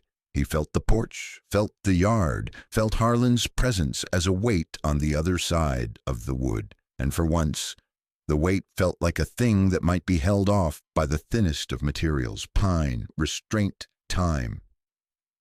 June moved without waste. She crossed to the hearth, knelt by the edge where the boards had learned heat and learned the habit of giving a little to it. Her hand slid under the table and brought the jackknife up, blade no wider than the inside of a thumbnail, keen from a stone she hadn't wasted a strike on. She wedged the edge under the lip of the 5th board from the jamb, the one a man's eye wouldn't choose first because it was a touch darker and a hair truer than its neighbors. She twisted not with strength, but with a finesse that meant she'd practiced on nights when thunder made the house tell its secrets. The board lifted with a damp little kiss, letting go where somebody had set it back a dozen times. The smell came up first, resin and old oil, the skin's scent of leather kept close. Then the sight, a roll of papers bound in oiled cloth, the edges gone brown where thumb and forefinger had made them familiar. A flat pouch of leather like a man's shaving kit, stained and mended at the corner with neat, small stitches that said somebody stubborn loved whoever first owned it. Cal knelt opposite her. He didn't reach in. He kept his hands on the splintery edge and watched the way June's breath slowed, watched the way her fingers learned the weight of the bundle again. "I don't want to show you this," she said, and the words didn't hold drama, only a carpenter's acceptance of the next cut. "But you'll stand or fall better knowing what it is you bought for $1. He nodded once. The house made a small sound in the rafters like a man settling his back against a door. June lifted the oiled cloth, shook a whispering of grit free, and unrolled the first layer. Paper slid on paper with that dry whisper. A place like this learns to love because it means somebody wrote things down, right? Thin survey lines showed themselves, neat as hairs, bearings in a careful hand. North 17 degrees, east to Blased Pignon. 132 varas to Sandstone Cairn. Drop 6 degrees into the wash. Quartz string visible in morning light. Penciled benchmarks, tiny crosses, notes along the creek in a hand that had measured twice and cut once for a lifetime. "My father," June said, no embroidery, the words landing like the point of a compass. "Thomas Whitlow." He wasn't good at the talking part of men's lives. He was good at paying attention. She turned the first sheet aside, and the second showed a cross-section, drawn by eye but truer than the guesses men pay. Engineers to bless years later, the oar string curving down like a lean fish through shale and into the soft underbelly of the twin cottonwood flats. Another sheet showed the water, blue line done with laundry pencil, the creek, the spring seep, the rights filed in a different year before the law learned how much a barrel of claims could fetch if sold by the right men to the wrong ones. She slid the deed out then, the original, not the notarized echo men, throw back and forth until the truth is tired of hearing itself. The wax that had once sealed it had been picked clean and saved. The ribbon still held its color the way blood does under skin. Names at the bottom that didn't belong to the Cutler brothers. Dates that came before theirs learned the trick of writing themselves everywhere. Boone didn't know about these? Cal asked. Boone doesn't know about a lot of things he ought to, and he knows too much about the wrong ones, June said. He lost this place before he sold it. He just didn't know who to. She tapped the edge of the map where tiny numbers sat like men around a pot, talking softly, assay notes her father had made with the help of a Mexican hand who'd taught him the words for what rock said when it was worth hearing. Color at 8 inches south of Pinon Shadow. Water rises in dry years. Tailings would choke the bend downstream if a man got greedy. The letters were cramped, a little cramped hand that had tried to look neat for someone else's eyes and then forgotten itself when the vein turned. Cal bent close, not to doubt, to admire the honest labor of a mind that could keep this much in it and still bother to share. He could read men's work by their strokes. A horseshoe hammered quick and wrong spoke the same language as a man's signature when he was lying to make peace with himself. This hand had no lie in it. It had steadiness and it had worry, and the worry lived in the margin where the word Cutler had been written timid once and then gone over darker, then darker again, until the pencil dug into the paper and the paper gave up a little fiber like sap. Stamp mill, June said, quiet. She laid a finger on the bend where the creek slowed and spread like a hand making up its mind. You put it here, the sound carries all summer. You put it here, it drinks all year. That's what the Cutlers want. The rock that matters runs under this land before it dives. This ranch is a throat. You close fingers on it. You own every swallow after. Cal's mind made the map into the yard, then into the county, then back into the paper. The windmill outside creaked as if in agreement. He saw the line of ore the way a farrier sees a white line when he's paring hoof. Thin, decisive, the place where getting greedy turns to a lameness you can't walk off. He let his fingers hover over the lines and didn't touch. So they pushed Boone on tax and debt, he said, and they set somebody whisperin' about levy and attachment and assessors, so he'd clear his name off the books before a judge could nail it down. Then they planned to come in with a smile and a paper and buy it back off whoever held it without knowing better. That's the shape, June said. They couldn't buy it from me without telling the truth, that the title they wave is a coat stolen clean in daylight. They figured Boone would sell to any fool with a handshake. No offense meant. None taken, Cal said, and the words were dry and warm at once. Offense wasn't useful and hadn't saved anybody in these parts. He looked at the survey again. Tiny tick marks at odd angles. A notation about a cottonwood scar from a lightning strike 10 years gone. Another about a pinon root turning the soil a darker gray where iron had seeped. He could see the old man walking, counting under his breath, setting stones small and careful. So the next time he came, he'd know where his own mind had been. Measure twice, boy, a voice from another life had said, bending over a rimmed shoe in a swelter of iron odor and horse sweat. Measure twice, and you won't be ashamed to look at it in winter. June unwound the last of the cloth and showed him the letter at the bottom. More a note than a letter, written in the same small hand, to the same person the man had always been writing to, even when he didn't put a name at the top. His daughter. If what I think sits under twin is true, they'll want this creek and they'll crowd us off the bank any way they know. I'll leave the papers where a kind mind will think to look and where a cruel mind will forget to. Don't take them to town unless you have a star beside you. Don't give them up if you want your name to outlive mine. She didn't blink reading it. If there was any water to summon, she'd done that in other months when nobody was looking. You kept them, Cal said.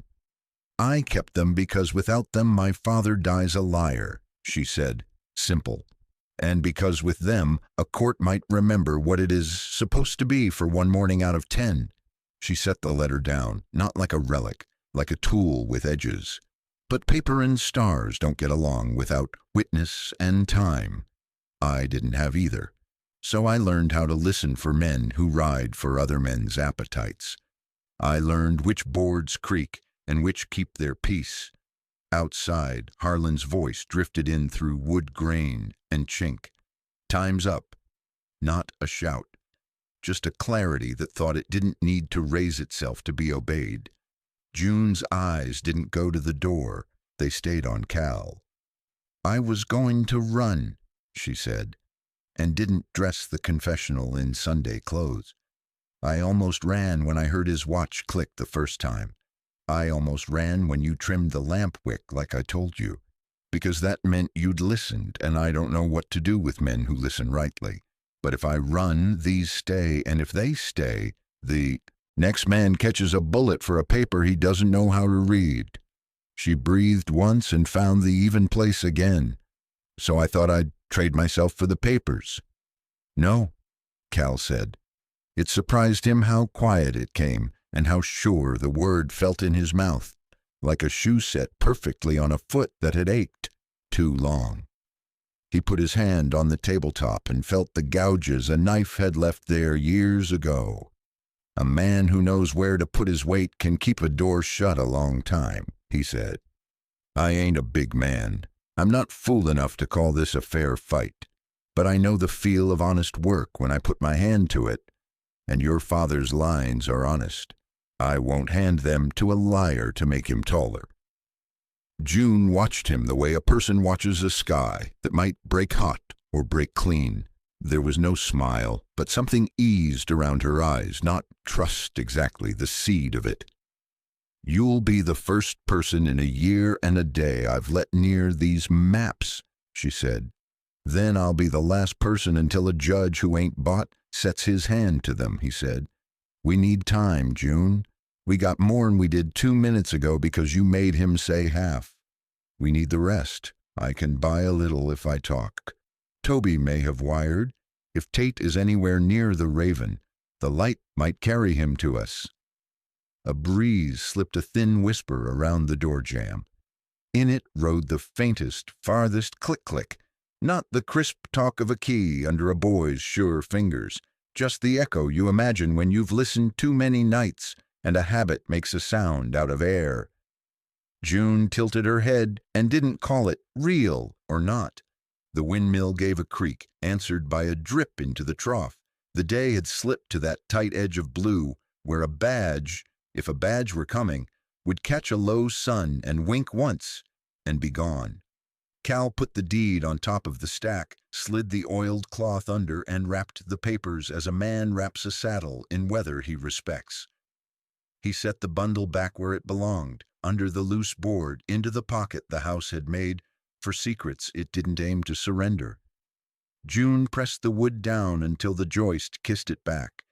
She eased the knife into its slit in the hinge and stood.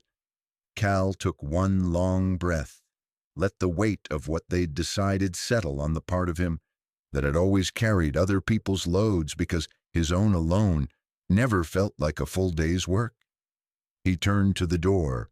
Time's up, Harlan said again, closer, like the porch had taught him that saying it twice felt good in the mouth.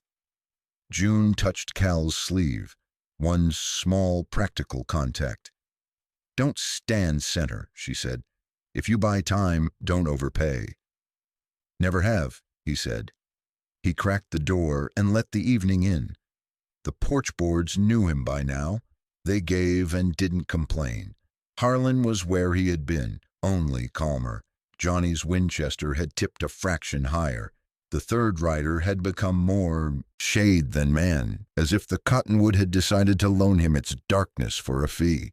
Cal stepped out, half pace, not enough to give away the cover the house's corner threw. "She's comin'," he said, without looking back. "You get what you came for. You get it from me, in front of me, and under a roof that hasn't seen blood since it was new. You don't push past me to get to a woman just because you think the law's farther away than your horse." Harlan's smile hung where it liked to. "You talk like a preacher when he still believes people might be listening," he said. "Bring her out, Mr. Mercer. Let's all be reasonable before the coyotes start their singing." June stepped to the threshold and stopped where the second tread wasn't. The small bag hung from her shoulder. Her hands were empty. Her face held that acceptance of whether people out here wear when the sky is too big to sway and the day is indifferent to the argument. She looked at Harlan as if he were a part of the landscape she'd factored in when she chose to live anyway. "You ride now. We ride together," she said. "You ride later. You ride alone." It wasn't a bargain. It was a statement about timing. Harlan rolled the idea in his teeth and found no meat. He looked for a flinch in her and didn't find it. He looked for a flinch in Cal and didn't look long because there wasn't one where it would be useful. He licked his thumb, set it to the pistol's sight, wiped a bit of dust that wasn't there because a man like him has rituals he trusts more than people. "Johnny," he said, "if she goes right, you go left. If she goes left, you go right. If she goes straight, you stop her and make polite apologies later." Johnny nodded once, eyes moving not on June, but on lines of sight. The porch angle, the stove's shadow through the window, the way the yard offered cover if someone were desperate and not careful. Cal heard it first.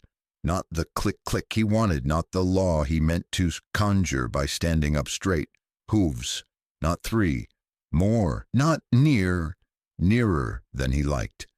The sound came down the Raven cut and across the wash, wrapped in that clarifying light that makes distance lie. Harlan's head flicked a degree, barely, as if some muscle in his neck had its own eyes. "You'll get no running out of me," June said in the small space Harlan's glance had given her, "and you'll get no papers." Her voice carried the edge of tin neatly cut. "You can have one or the other if you try hard enough and die for it." Harlan didn't smile. The other rider tightened his horse on the bit. Johnny breathed and didn't aim. Yet. The windmill turned once, twice, catching the last of the gold and throwing it back in pieces across the yard. Past the arroyo, where the Raven line fell towards the creek, something bright winked and vanished, as if the sun had found a trick on a man's vest, a star, or the fantasy of one you make when hope's been working a long day. Cal set his shoulder a hair more into the post. He'd bought the only thing for sale, time. He aimed to spend the last of it without waste. He felt June beside the door, felt the house behind her, felt the maps back in their shallow grave where they'd sleep until it was a judge's morning or the next bad idea broke them loose. The hooves came again, close enough now to make the wire hum in sympathy. Harlan's watch stayed in his pocket, which told Cal more than it would have told him, open. Men put time away when they realize they're going to be answering to somebody else's. "Half a minute's done," Harlan said, almost to himself, almost like a man who hears a sermon from the other side of his own skull. He lifted the pistol not by much, just enough to announce all the things the next minute could decide. And down the trail, where dust becomes intention, the sound of riders gathered itself into something you could name. Love this tale? Hit like, share, and subscribe to keep the West wild. The riders on the Raven line gathered themselves into a single sound, the way bees make one note out of many. Harlan didn't turn his head. He didn't trust the habit. He kept the colt where it was, steady as a thought a man's repeated too often to doubt. "Half-minute's done," he said, not loud, as if time were something only he and the pistol needed to hear about. June held to the threshold, toe short of the second tread. The little bag hung against her hip, light because it always was. The weight she carried rode elsewhere. Cal felt the house at his back, the heat banked in the stove, the oiled cloth under the loose board, the trimmed wick lamp a small, decent promise. He slid his shoulder a hair deeper into the corner post and put his palm flat to the paintless wood, the way a man lays a hand on a horse's neck before asking it to do a hard thing. "Mr. Harlan," Cal said, measured. "I'll say it once more so there ain't any mistaking. You ain't walking through this door. You want to jaw. You want to show paper, show. You start pushing on a woman to make your case, you'll find me set under your boots in a way you don't like." Johnny didn't lift the Winchester. He adjusted the butt plate into his thigh and let his eyes do the moving. Corner, stair shadow, stovepipe through the window. The left-hand rider sank deeper in cottonwood shade. Geometry tightening along a line Cal could feel more than see. The windmill ticked. Creak, pause, creak, each turn a small counted coin. The bay under Harlan blew once and put a hoof down hard, paw, as if the ground owed it something. Out past the trough the wire sang a stretched whine and went shy again. Air held the taste of old iron and lamp soot. Harlan's mouth made a shape that might have been a smile far off. "You ready to die behind a stranger's set of rules, Mr. Mercer?" Cal didn't smile back. "You ready to explain why you had to kill a new neighbor to check a pantry shelf?" He eased the hammer's haft under his palm with 2 fingers, small as turning a page. "You know how this looks. Boy down at the keyset, word in the wire. Sheriff's got his eyes on this creek. You start shooting to find paper, you're going to make more of your own." He let the last settle. Warrants, affidavits, rope. The colt's sight never wandered. Harlan's jaw did. A muscle in it worked once, the way a horse works bit because it remembers pain more clearly than pleasure. June gave no speech, offered no plea. She made a half step, no more. So the line from Harlan's muzzle to Cal found her shoulder in it. A shield you couldn't argue with because arguing would cost the seconds they'd been buying and spending all afternoon. "Ma'am," Harlan said without moving the gun, "that ain't necessary." "It ain't for you," she said. Hooves again from the Raven, closer now. Then quieted by distance lying to ears the way heat lies to eyes. Harlan finally let himself look. Just his gaze, not the weight of his head. Cal rode that glance like a man rides a quart of water in July. "You keep talking about paper," Cal said into the small space Harlan had given him. "What you mean is possession. I can use that same word. I'm in the way of it." He tilted his chin toward the right-hand flank where Johnny sat. "And you, son, Johnny, they call you. You keep tracking angles like a man who learned to shoot, so his ma could keep her place. That right? San Isidro Flats? Mule lot with fence slumped like an old man?" Johnny's eyes cut quick to Cal, then back. The flinch wasn't big, but it had truth in it. The Winchester didn't lift. It got heavier in his hands. "Leave him out of your sermon," Harlan said. "He don't have a dog in this fight. He's just doing a job and doing it well." "Jobs pile up," Cal said softly. "So do hangings." The left-hand rider shifted again, bringing the porch into one clean lane. Cal saw the movement as a line drawn with a carpenter's pencil. Sharp, competent, hard to argue with, and exactly the sort that cut a man out of his life if he let it. Dust lifted where the wash widens, just a draw of it, held, set back down. From the corner of the cottonwoods came a different sound. saddle leather laid down careful, not to spook anything. A man separated from the shade, hat brim pulled low, shoulders, with the tired drop of rockwork and not enough meat. Virgil Stokes set one boot heel in the yard and then the other, not quite stepping into anybody's circle, not quite refusing it. He spoke to the space between men the way a pick speaks to a seam, trying it. "Evening, Wade." Harlan didn't turn. "You ain't on the clock, Virgil." "Wish I was," Virgil said. He rubbed a knuckle at the corner of his jaw, like a man who has tried to shave without water. "Clock don't pay, neither." His eyes moved once to June. They nodded to one another with the spare decency of people who know the other's trouble without curiosity. He looked at Cal and read him the way a man reads a horse he might buy if he could afford the risk. "This your outfit?" he asked. "It is," Cal said. "You mean to keep it?" Virgil asked. "That's the plan."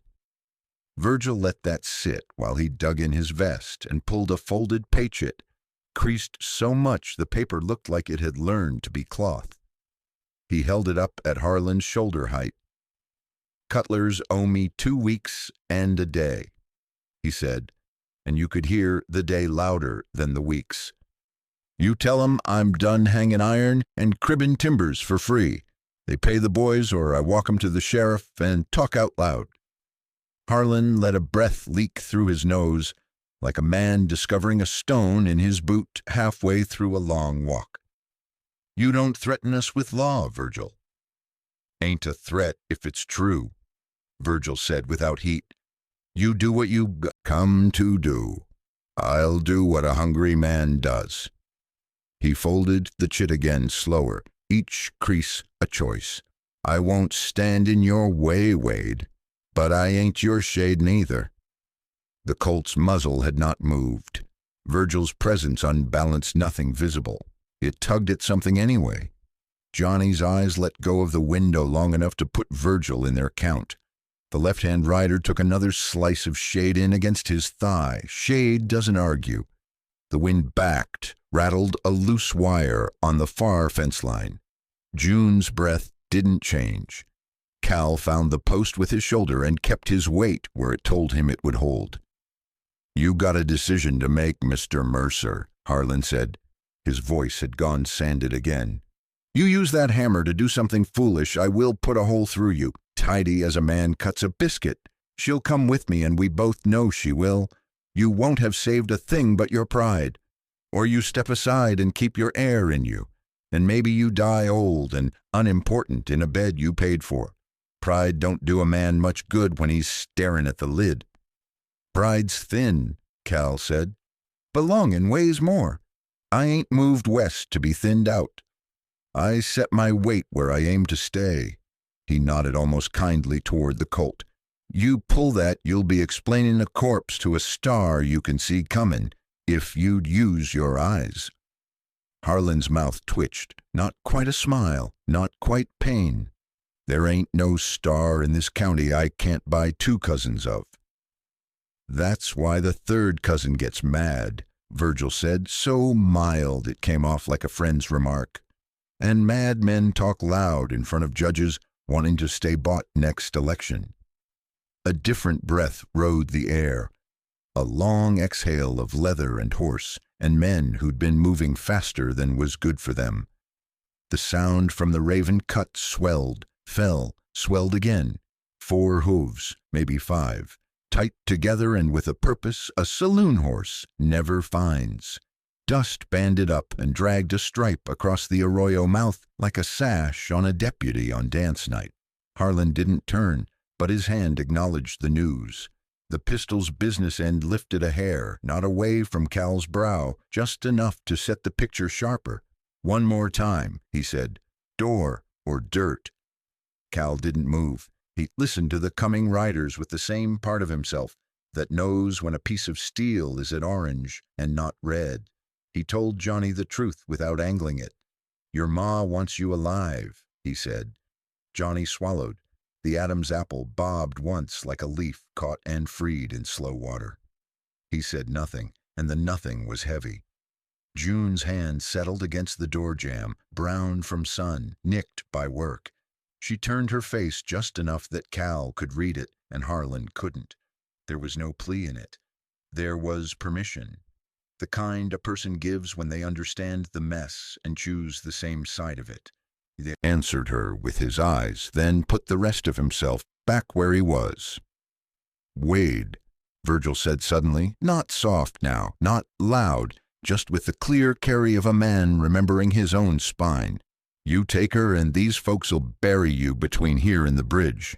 Maybe you drag one or two along, but you won't get to Friday, and you won't fix my pay." His jaw worked. "You got cutters due to take a swing at the face in the morning. You want me there? Then don't do a dumb thing tonight." Harlan cut him half a look. "You got a mouth for a man who come walking in without a hat to hand." Virgil lifted his chin toward the wash. "You hear that?" They all did then. The sound had quit pretending to be distance. It was hard hooves, breath, the little music of spur, the leather chorus that happens when tack is tight and riders don't need to talk about it. June's voice found Cal's shoulder and rested there. "Be still," she said, not an order, a way of sharing her steadiness. Harlan's eyes thinned. He laid the Colt harder to aim, quick, without fuss. "Johnny," he said, "if that's who I think it is, we keep our talk tidy. You put sights on any hand reaches where it doesn't belong." "Yes," Johnny said, and this time he didn't look like a boy. He looked like a man choosing between men and trying not to hate himself for either. The left-hand rider did his geometry and waited for the last line. The yard held dawn-like quiet, though stars hadn't shone. The windmill gave one slow groan and turned. A drop fell into the trough.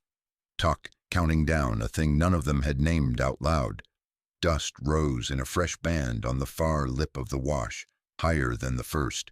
It struck the gold and came off silver. In the low light something bright flashed and went, small, hard, star-shaped, or the lie of it, and Cal felt the hair on his forearms lift as if a storm meant to try itself on the county. Harlan's mouth flattened. "Well," he said to nobody, "looks like company." The Colt didn't waver. Cal didn't yield. June didn't step back.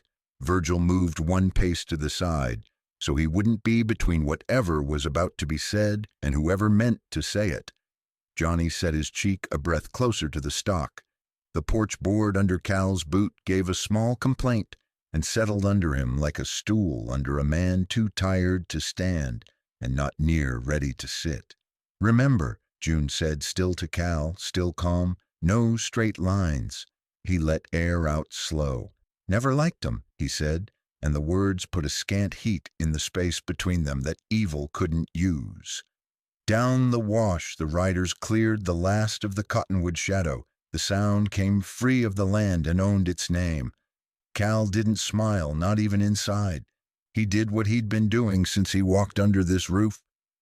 He stood in the place the day asked him to stand and bought the last seconds, with nothing but his weight and the promise in a woman's eyes when mistrust begins to loosen its grip.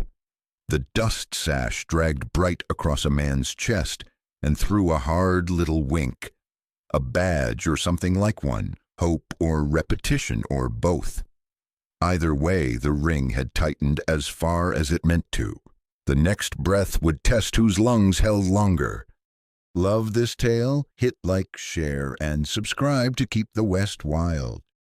The dust sash on the wash climbed and broke like a small, determined wave. Then the riders showed clean. 4 across at first, then fanning to a shallow V the way men do when they mean to talk before they mean to shoot. Sheriff F. Tate rode center on a big-boned roan that carried sweat like dark metals. To his right, a lean man with a square jaw and a steady seat, Charlie Doss, rode light on his reins.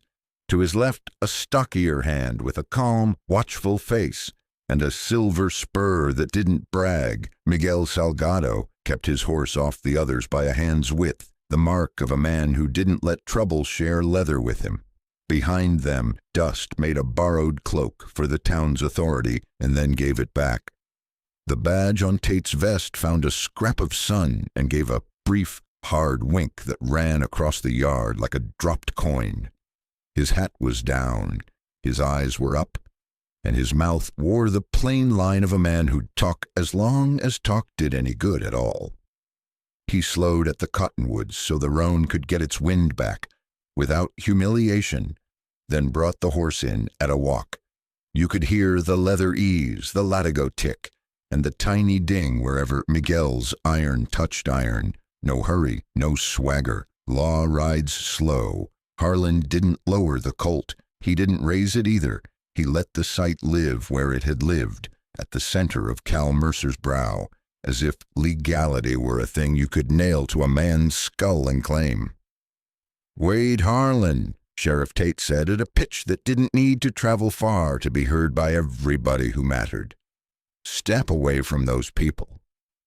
No varnish, no extra words for the gallery that wasn't there. His roan's ears twitched, his own didn't. Johnny moved his Winchester not an inch, but it got heavier in his hands, the way truth does when you stand too close to it. Harlan's mouth remembered a smile and forgot it. "Sheriff Tate," he said, "you're a piece of luck that saves me a trip to town."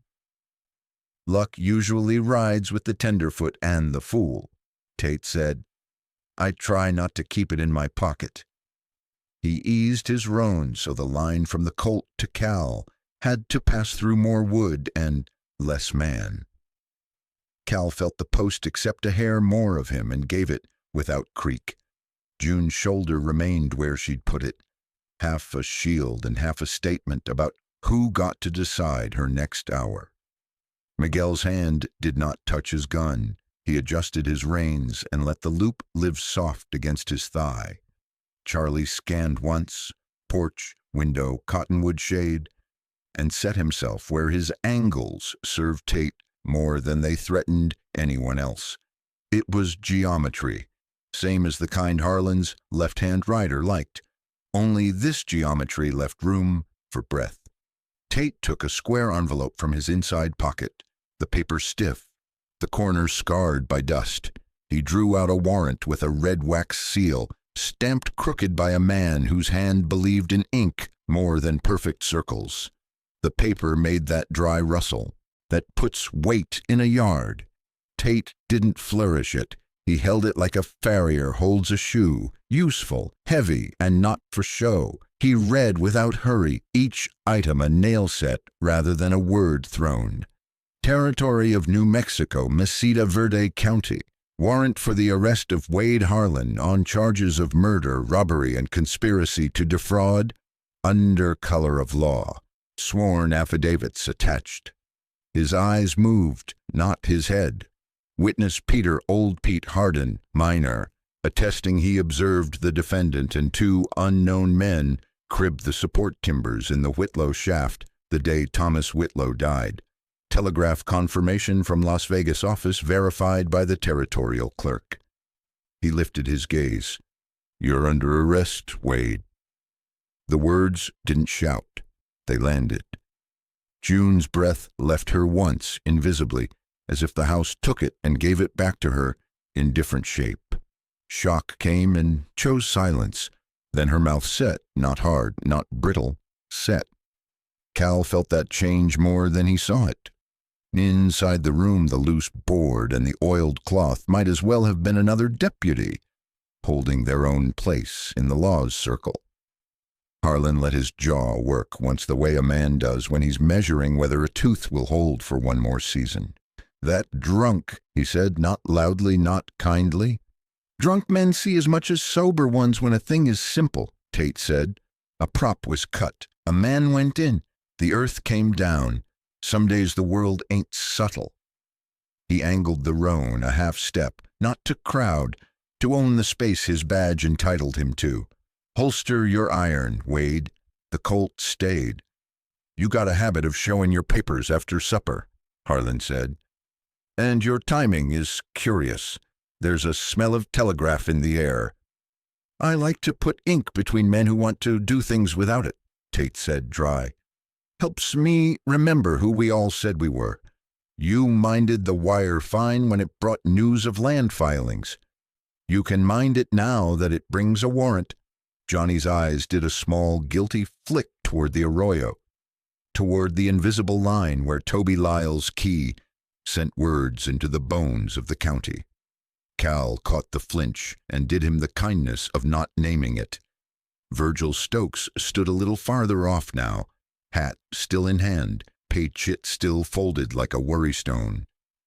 He looked at the warrant as if it might be a door into a room where his wages lived. Virgil, Tate said, as if he'd read the thought out loud, which he hadn't because the sheriff didn't sneak up on people that way. I got your labor complaint in my pocket, too. We'll add it to the docket. Might be the Cutlers get tired of seeing their name in my ledger before they get tired of seeing it on deeds. Virgil didn't smile. Hunger doesn't spend for jokes. Much obliged, he said, and the much was most of a week's meals. Harlan's left-hand rider, the shade lover, shifted where the cottonwood threw him a longer stripe. He had his angle on the stove mouth through the window. He had his angle on June's shoulder. Johnny had his angle on the thresholds, dark. Harlan had his angle on Cal's forehead. All the angles said math.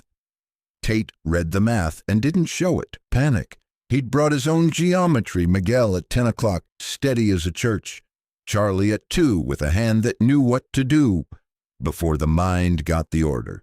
If shooting came, it would come fast and be done faster.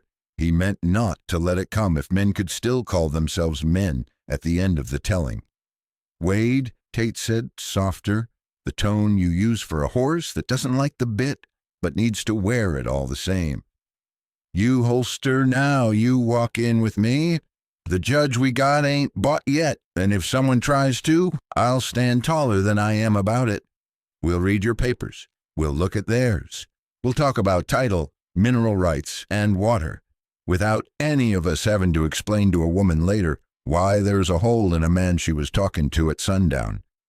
Title, Harlan said, almost amused. You sound like a clerk when you want to, Sheriff. Until I sound like a man who knows possession makes fools of smart men, and paper keeps the fools from owning the town, Tate said. Put your gun down. The windmill answered with a creak and a long drink into the trough. A cricket started and regretted it. Johnny's right hand tightened around wood that had known too many other men's hands. He swallowed once, and it sat in his throat like a stone. Cal spoke without raising his voice. You heard the man. Harlan didn't look at him. I heard. He let the Colt drift no more than a coin's width to a spot where it still owned Cal's breath. He let his mouth find a shape again that wasn't quite a smile. Tell me, Sheriff, if the Cutlers came to you today with a handshake and a sack of votes, would you tell me different?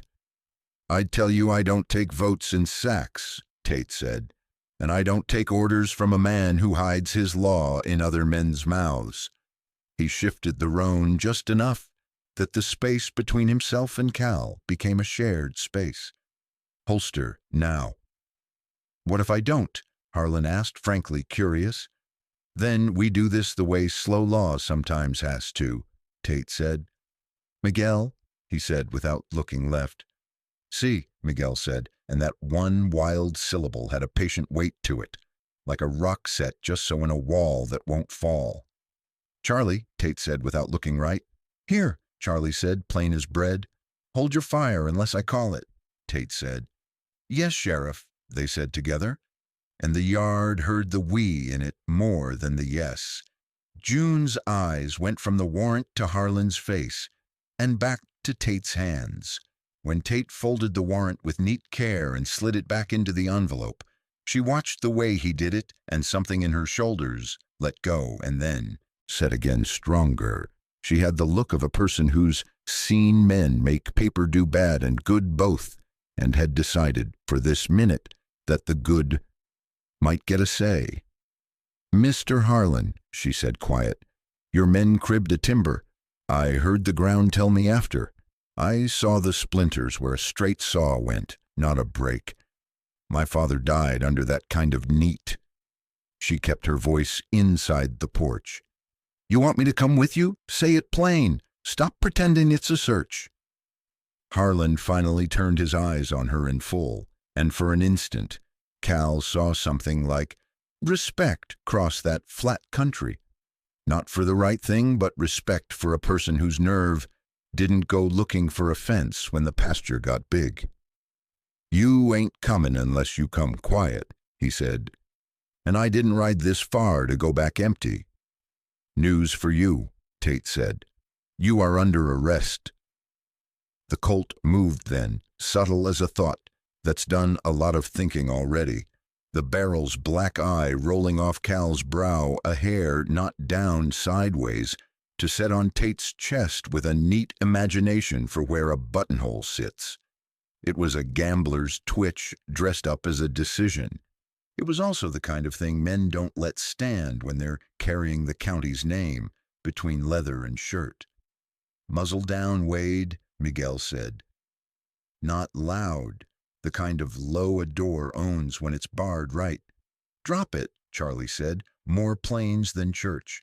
A command stripped of any word not needed. Johnny's breath came sharp through his nose. The Winchester lifted the thickness of a dime, then stopped because the man carrying it hadn't been told yet who he wanted to be when the story made itself into talk at a saloon 3 winters from now. Harlan's jaw ticked again. He smiled, thin, and went back to calm. Sheriff, he said, either you leave a man to his business or you take on his accountant. Which one is it tonight? It's neither, Tate said. It's law. Virgil slid another half-pace off the line where a bullet would most enjoy its travel, never taking his eyes from the small set of the colt's sight. Wade, he said as if he were asking a favor a man could grant a neighbor, don't curtain your day for the rest of us. He held the folded pay chit like a prayer you don't ruin by saying it out loud. Sheriff's standing for more than himself. You aim that thing at him, you're saying more than you mean. Wind moved. The wire at the far fence answered with that high whine you hear when weather's thinking it over. The roan shifted its hip and set its weight. The porch boards held under Cal. June's shoulder stayed where it would catch a bullet meant for a different thing entirely. Tate didn't blink. Miguel's eyes were already half-shadow. Charlie's were steady as if fixed on a nail he was about to set flush without marking the wood. Tate drew breath, and in that breath you could hear a man who'd spent half his life letting other men stomp around so he could show up for the minutes that mattered. Wade, he said one last time, holster your weapon. Harlan's answer was to shove, the colt driving forward a quick 6 inches, not into Tate's chest yet, but through his air, a thief's test of how fast a man will move when his skin thinks it's been asked a question. Cal saw it and moved, not into a straight line, not into the mouth of the gun. He came off the post sideways, a shoe's width, enough to throw a picture wide for all the angles that had been set so fine. The hammer under his palm came up half, just enough to remind Harlan there were weights in the world that didn't care what a man was named. For the first time since he'd ridden in, Harlan's eyes showed concern, not fear, a calculation that had lost a piece. The colt slid, slick, from Cal to Tate and back like a compass, trying to settle on a true north and finding 3 iron mountains in the way. Don't, June said, not to Harlan, to everyone. And then the yard broke, not with guns yet, but with motion. The bay shifted, Johnny's muzzle tipped, the shade rider's geometry drew its final line. Miguel's elbow came alive, without panic. Charlie's mouth opened around a warning that needed no word. Tate set his weight like a man bracing for a horseshoe's last blow. And Harlan's wrist twitched, the colt's mouth coming around toward the star on Tate's vest, as if the metal had opinions of its own. The next second would pick a side and keep it. Love this tale? Hit like, share, and subscribe to keep the West wild. The twitch turned to intention. Harlan's colt came off the porch line and hunted Sheriff Tate's star like a wasp finds sugar. The yard moved first, Cal coming a shoe width more sideways, taking the post with him so the picture that sight had loved turned a degree wrong. The bay shying half a step at the same instant, as if the ground had whispered now to its hoof. Johnny's breath catching hard enough to tilt the Winchester a hair, June's palm lifting from the jam and finding air. Don't. Still in it. Harlan's shot cracked, flat and mean, right on the edge of light. It struck splinters out of the porch post at Cal's ear, threw a harsh spang off something iron inside the room, and went on into the house, to die in the kind of wood that doesn't give back what enters it. Birds flogged out of the cottonwoods like the sky had been slapped. Miguel's revolver answered so clean, it sounded like punctuation. One tight report from a hand that knew thread from rope. Charlie's followed a flick of a second behind, not echoing it, joining it, the two shots making a short, sharp chord that had no music in it and all the mercy they could find. Harlan's hat jumped in the air as if his head had decided a new address, and his shoulders forgot to ask permission. He sat 2 heartbeats too long in the saddle, and then his body resolved the argument, the way bodies do when time stops listening. He folded and slid, the bay shouldering away to save its own legs. The colt left his hand with surprise and landed close to the bottom step, with the mute dignity of a tool that got used past its job. Silence came down hard and wide. Smoke laid a gray skin on the yard. The wind reached in like a careful hand and pulled it apart. A spent brass hull rolled off the porch plank and ticked itself to a stop. Tick, tick, as if counting the last of something. Miguel held his aim one slow breath longer and let the line of his arm go easy. Charlie did the same, neither man needing to look to know what the other had done. Sheriff Tate didn't lower his right away. He kept his colt high the length of a heartbeat, eyes reading the geometry once more to see if there was any trouble that hadn't yet remembered its place. Then he eased down a notch at a time, and the yard remembered air. Johnny put the Winchester on his thigh, breathed out a sound that wasn't quite a word, and opened his hand. The rifle slid to the dirt and lay there like a good dog that's learned a bad trick and swears off it. "I ain't swinging for you," he said to the ground, to Harlan, to whatever part of himself had wanted to be braver or meaner than he was. The shade lover under the cottonwood made a decision the way a coyote does when the wind changes. He threw a heel, turned the horse hard for the arroyo, and went, spurs biting, head low, kicking dust like a man who meant to be a story somewhere else. Charlie's muzzle followed a breath, then drifted off. The sheriff didn't nod and didn't need to.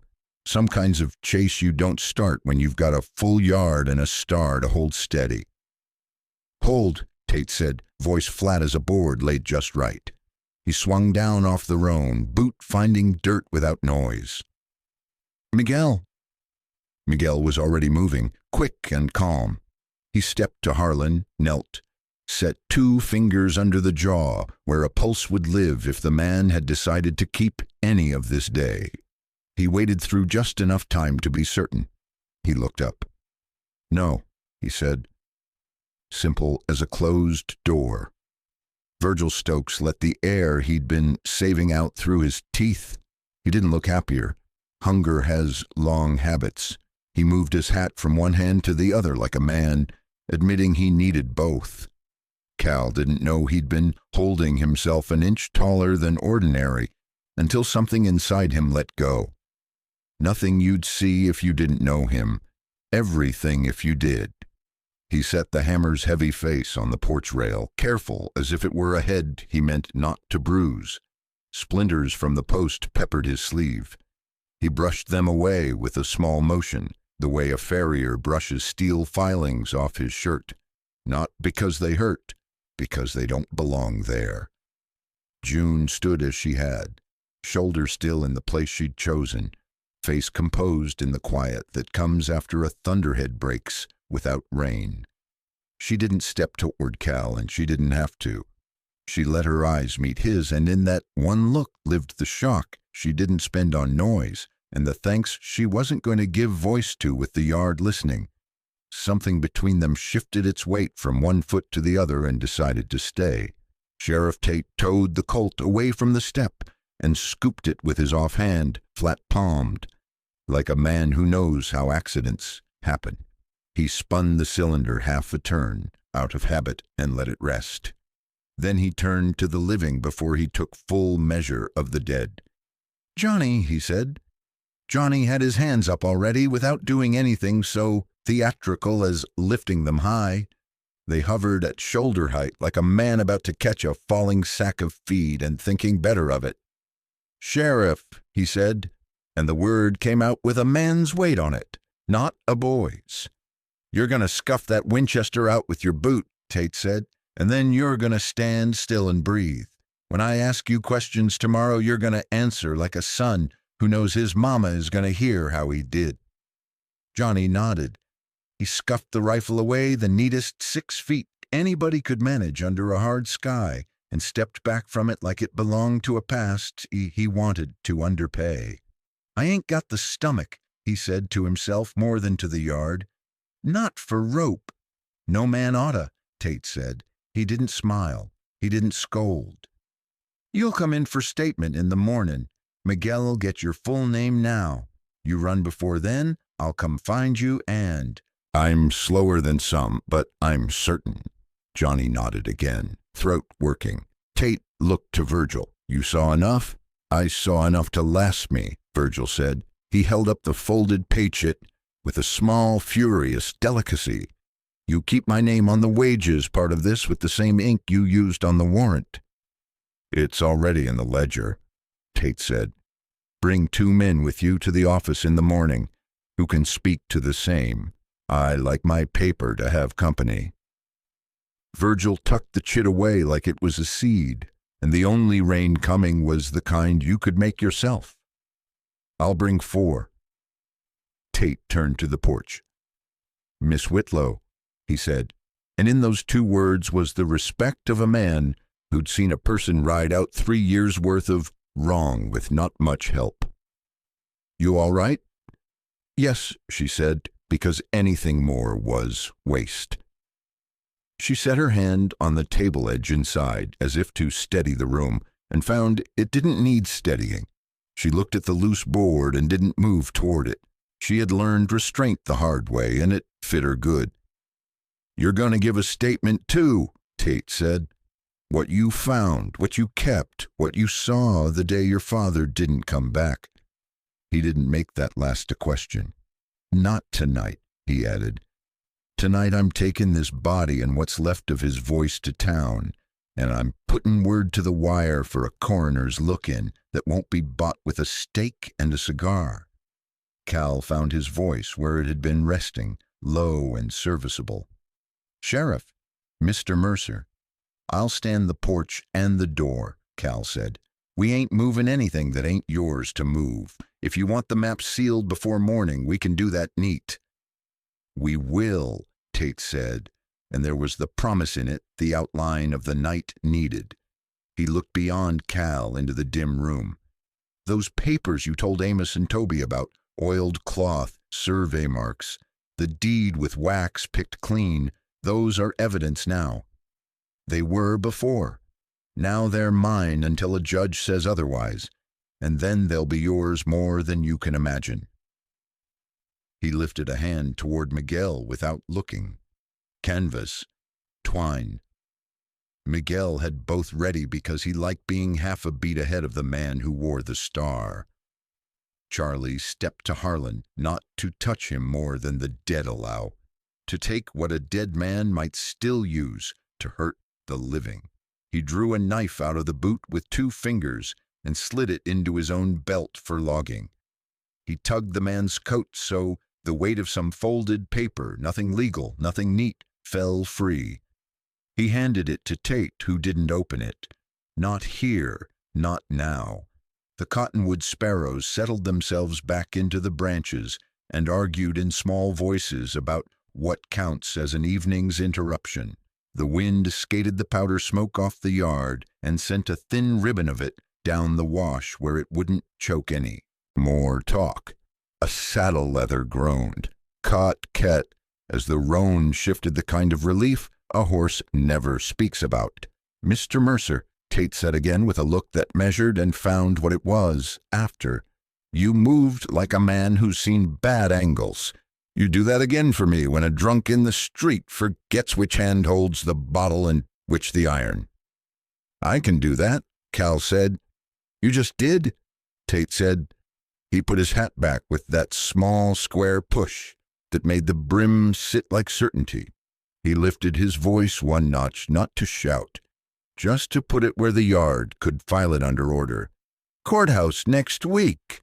He let that land. Tomorrow morning, statements. Tonight, Miguel, canvass the body and we carry him careful. Charlie, tag the weapon and the spent shells you can find. Mr. Mercer, Miss Whitlow, don't touch what don't need touching. When I come back from town, we'll seal the evidence under proper witness and wax. Toby's key'll wear itself down before I'm done with it. Miguel dipped his chin and went to the saddlebags for the canvas. Charlie scuffed gently along the porch and found the two bright brass cylinders, like a man finding coins nobody wanted. He tipped them into a pouch and tied it off. June reached for nothing. That was the discipline. She only lifted the lamp wick a whisper so she could see her own hands as she set 2 cups on the table, for coffee that wasn't yet, for the men who'd earned it without asking. Cal watched her do that small chore and felt the exact weight of the day, find the exact shelf it belonged on. He breathed it once, slow, and the breath went out of him with the weariness of someone who'd been bracing too long and found they hadn't broken. Johnny stared at Harlan a long second that added years to him. Then he looked up at Tate. I'll be there in the morning, he said. You got my word. I like men to spend their word careful, Tate said. We'll see if yours holds. Johnny nodded and stepped back until the shade from the cottonwood took him, not to hide, to rest. Virgil folded his hands around the brim of his hat and found some version of a prayer that didn't require a church. Miguel and Charlie lifted Harlan to the canvas with a kindness that had nothing to do with the man and everything to do with themselves.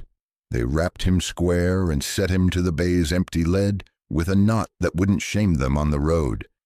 Tate swung up, took a breath like a man about to read a long list, and looked once more at the porch. Lock your door, he said, or don't. Either way, I'll ride back inside the hour. I don't like to leave evidence with folks who just earned enemies. We'll be here, Cal said. June's hand brushed the table once more, and the tiniest smile, not for joy, for recognition, touched her mouth, then went. She looked at Cal the way a person looks at the last light over a good field, not claiming. It, just grateful the eye can still tell right from wrong. Tate clucked the roan. Miguel and Charlie put their horses to an easy walk, canvas shifting its plain weight in time with the hoofbeats. Johnny stood without moving until they'd cleared the wash. Virgil went out to the road and looked down it as if he could see a string dragging wages behind a horse, all the way from the stamp mill to the courthouse door. The windmill turned again, slow and decided. The powder stink thinned to a memory. On the porch, the deed lay where the lamplight could find it without bragging, and somewhere in the planks, the loose board remembered how to keep it secret one more night. Courthouse next week, Cal said, not to make noise, to try the words on his own tongue. June nodded. And tonight, she said, we breathe quiet and we don't waste any. Tate kept his word. The windmill had made 6 slow turns, and a 7th that didn't hurry when the roan came back up the wash. Miguel and Charlie rode with him, Canvas gone, saddlebags heavier with things that didn't rattle. The yard had cleared of the day's noise. Even the cottonwoods settled, holding their own counsel like old men who'd said enough. June had put coffee on out of habit more than hope. Love this tale? Hit like, share, and subscribe to keep the West wild.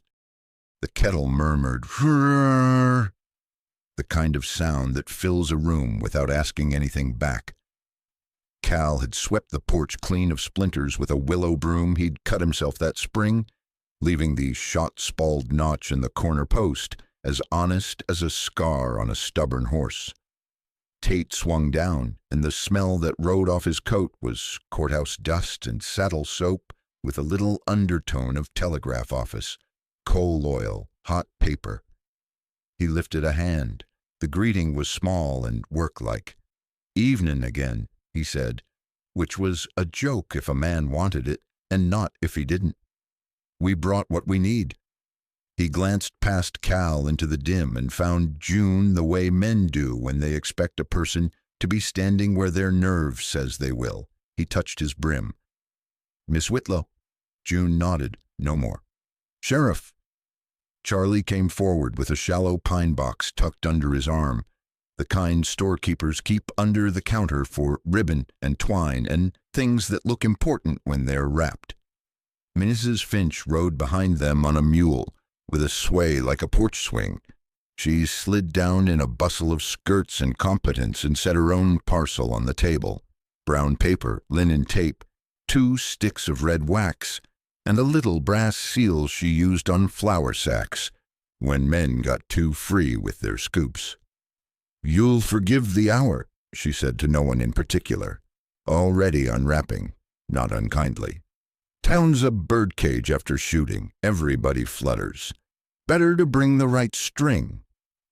Tate's mouth found a corner that could have been a smile if he'd had the day for it. "You and your strings are obliged," he said. He set his hands on the table edge like he meant to do kitchen work, which, in a way, he did. "We'll keep this tidy." Miguel shut the door to a thumb's width so lamplight wouldn't make a theater of them. Charlie drew the curtain 3 fingers and left it there. June turned the wick up just enough. No brag to the glow, only a steady circle of usefulness on wood. "Mr. Mercer," Tate said, "fetch me what you told me about." Cal didn't reach straight for the board. He stood still a beat more, listening the way a man does before he puts his hand under a horse that's got a reason to kick. The yard breathed. The road down the wash kept its secrets. He knelt. The jackknife came free of the hinge with a whisper and did its neat pry. The board lifted with that kiss again, house and secret recognizing each other. The oiled cloth lay where June had put it back, a hand-shaped weight that made its own argument. Cal slid it up with both palms and set it in the light. The room took on that resin smell again. Pine gum, leather, the faint black note of lamp soot. Tate didn't reach. He looked at June. "Miss Whitlow," he said, "I'll ask it plain. You put these in my hand under color of law, so they can't be argued with later?" "Yes," she said. "I put them in your hand, so when we tell this day back to ourselves, we don't have to chew through anybody's lies to get to it." "That'll do," Tate said. He opened the cloth with slow fingers like a man turning down a blanket for a fever. The map laid itself open, obedient as an old horse. Thin lines, benchmarks, the little crosses, the creek in laundry blue. The deed came last, and even the way it lay on the table had an air to it. Paper that hadn't been shuffled into foolishness, an old name standing its ground. "This is evidence," Tate said quietly, to the room and to the door and to whatever ears liked to lean. "It was before. It is more so now." He set his big hand on the corner of the deed and the small of the map where the creek bent.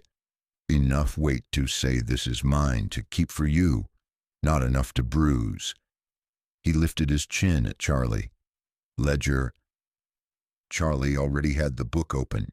Evidence ledger, ruled by a teacher's hand and filled by a lawman's.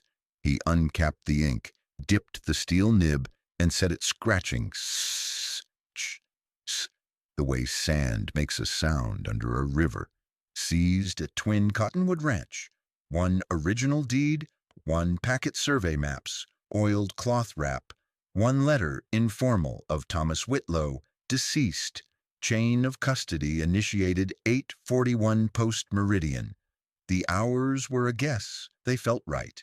Chain, Tate said to Miguel, who set linen tape under the maps, brought it around neat as a surgeon, and tied a square knot that wouldn't slip if the day begged it to.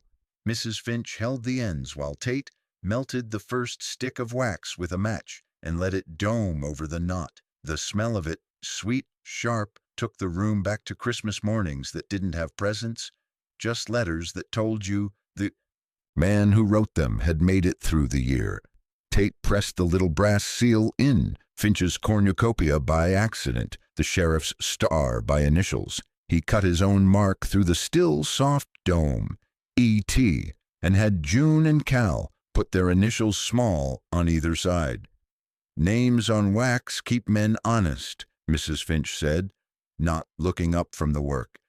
And if they don't, they give me something to hit them with. We'll bag the letter separate, Tate said. He folded it once, twice, slid it into one of Mrs. Finch's brown envelopes, and gave it the same wax and mark.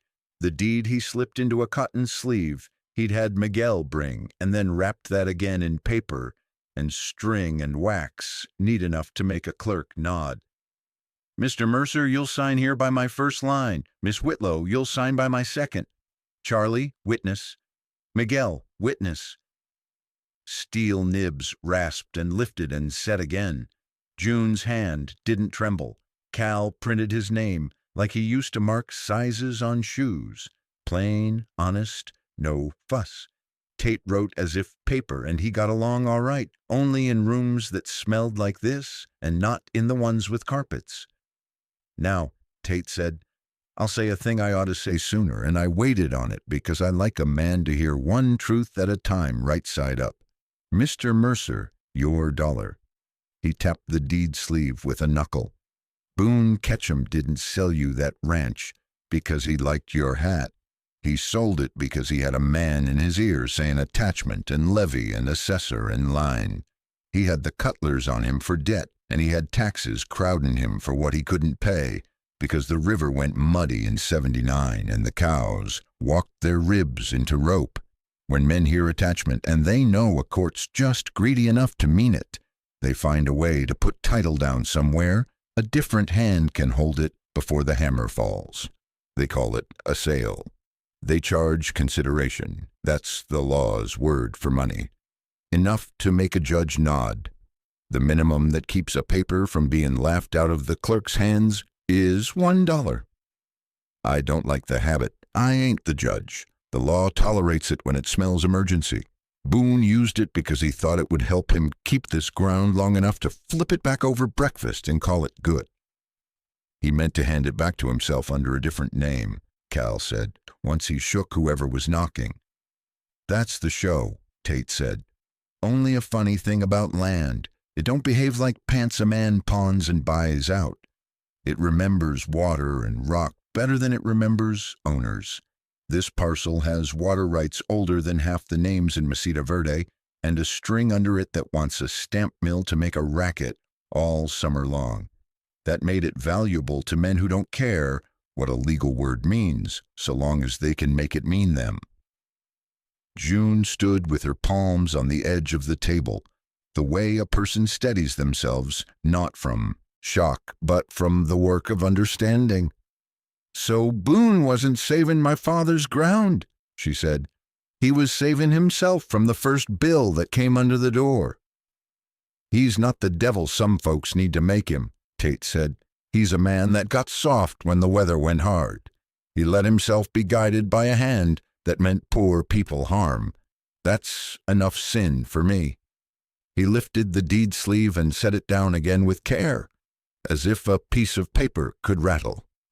The value here ain't this house, he said. with a small tilt of his head that took in the lamplight and the clean-swept floor, and the 2 cups waiting like politeness. It's the water under it and the rock behind it, and the right to tell a man he can't choke a creek to make a stamp wheel purr. Then the price I paid was honest for the house, Cal said, and small for the rest. That's a fancy way to say a fair man got used, Tate said, and didn't make it sting.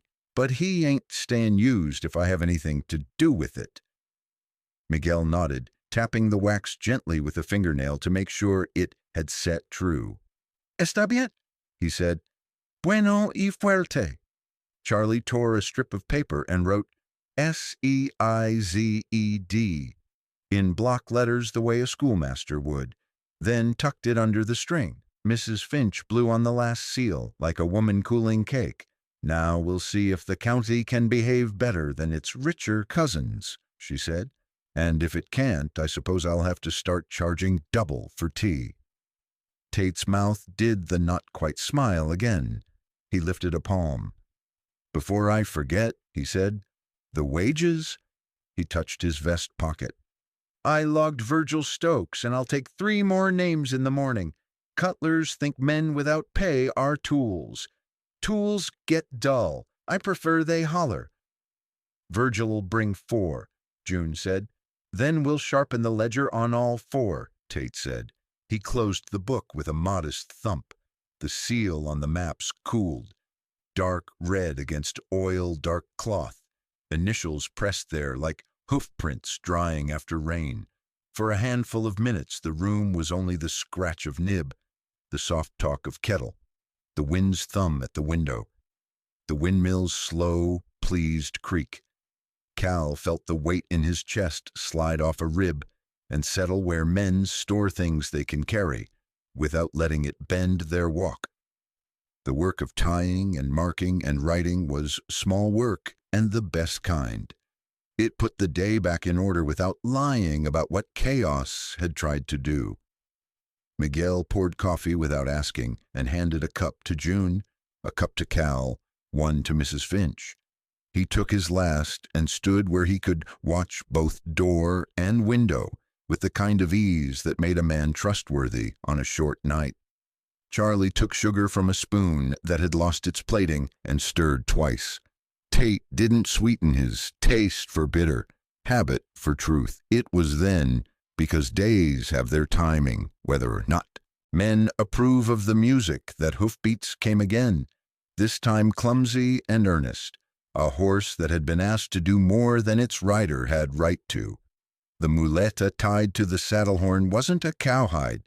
It was a telegraph flimsy flapping like a white fish. Toby Lyle himself didn't ride. He wasn't the riding kind. He'd sent his apprentice, a thin boy with a polite terror of rooms, with too much law in them and a joy in being the one who got to bring news that wasn't about death. The boy slid down and knocked with 2 fingers like he didn't trust his own knuckles. June opened. He held out the folded paper with the solemnity of church. "Mr. Tate, sir," he said. "Wire come through from Las Vegas office, marked urgent and repeat." Tate took it and didn't move to the light. He held it where it needed to be. He read without his lips. The room waited without the Dramatics-town's love. He read it again. Then he looked at Cal, then at June, then at Mrs. Finch, who already had the sugar ready in case bad news asked for it. He handed the flimsy to Cal because a thing means more when 2 men carry its weight. Cal held it so June could read with him. Love this tale? Hit like, share, and subscribe to keep the West wild. Las Vegas TNM. Stop. Attorney for Cutler Brothers, left on morning train. Will arrive Friday. Stop seeks injunction on land transferred and preliminary possession of documents. Stop. Hold all evidence under seal. Stop. Territorial clerk acknowledges sheriff's custody. Stop. Prepare for hearing. Stop. The flimsy rattled a little where it lay between 2 pairs of hands. It wasn't fear, it was the horse still breathing in the room. Friday, June said, tasting the word, not flinching from it. Friday, Tate said. They like paper when it stops being their enemy. He took the flimsy back and slid it into the ledger between two stiff leaves. All that means to me is we'll keep our corners straight. We've got more paper, we've got wax, we've got names, and we've got a body who made the wrong move in a yard with a star in it. He tipped his head toward the sealed maps, as if they were a man at the table. And we've got your father's lines. Men forget how persuasive honest ink can be. Mrs. Finch tied her parcel back up like she was closing an argument and set it aside. "I'll sit at the back of that hearing with a fan and a frown," she said. "Judges mind both if you do them with care." Miguel smiled down into his coffee. Charlie tapped the nib dry on a rag and closed the ink. Cal breathed the way a man does when the trail ahead shows itself to be long and he still likes the horse under him. He slid his hand to the sealed bundle, not touching, only near, and felt a steadiness take up residence in him that hadn't been welcome for years and now refused to leave. "Sheriff," he said, "you got a place for me to put my name again, I'll put it. If you want me in that courthouse Friday, I'll be there shaved and wearing the best coat I can rent or borrow." "You'll be there," Tate said, "both of you." He looked at June. "You ready to talk in a room where men make a sport of confusing women and anybody poorer than them?" June set her cup down. The sound the enamel made on wood was small and hard. "I'm ready to tell what I saw and what I kept," she said. "They can play games with the words after. The paper will look back at them the way a clean window does when a man tries to spit on it." "That's the right mouth for Friday," Tate said, "and keep it." He stood then, collected the sealed bundles, tucked them in the pine box with linen under and over. He set the box lid and tied it with tape the way Mrs. Finch had shown. He picked up the ledger, the flimsy signaled between pages, the pen dried and wrapped in an old cloth. He was a man taking his own tools back to the shed, nothing grander, nothing less. Work got done by men like that, and a county, if it was lucky, learned from them how. At the door he paused and put a palm flat to the jamb, where June's hand had rested earlier. He didn't look at it, and the gesture wasn't a blessing, just a brief acknowledgment of wood that had been asked to earn its keep. "Lock if you want," he said again, "or don't. I got men riding a slow square around this place till sunup. Miguel will set them on the high points. Boys with brains, not heroics. You hear whistles, that's us. You hear anything else, you lay low and you don't show light." "We'll do it," Cal said. Mrs. Finch gathered her skirt, tied her parcel with neat exactness, and planted her hands on her hips in a way that had been keeping men lined up at a counter for 20 years. "Miss Whitlow," she said, "I'll bring you thread and the right size buttons tomorrow. There's nothing worse than a coat you can't trust. Mr. Mercer, try not to get shot at before then. I don't like wasting good thread on a hole I can't make smaller." "I'll be careful with your merchandise," Cal said, and Mrs. Finch gave a sound that might have been a laugh if she'd had time for one. They went out in a scrape of chair legs and leather and boot soles, not hurrying. The door took them without complaint. Outside, a deputy's low whistle sliced the dark once, answered from the ridge with a higher note.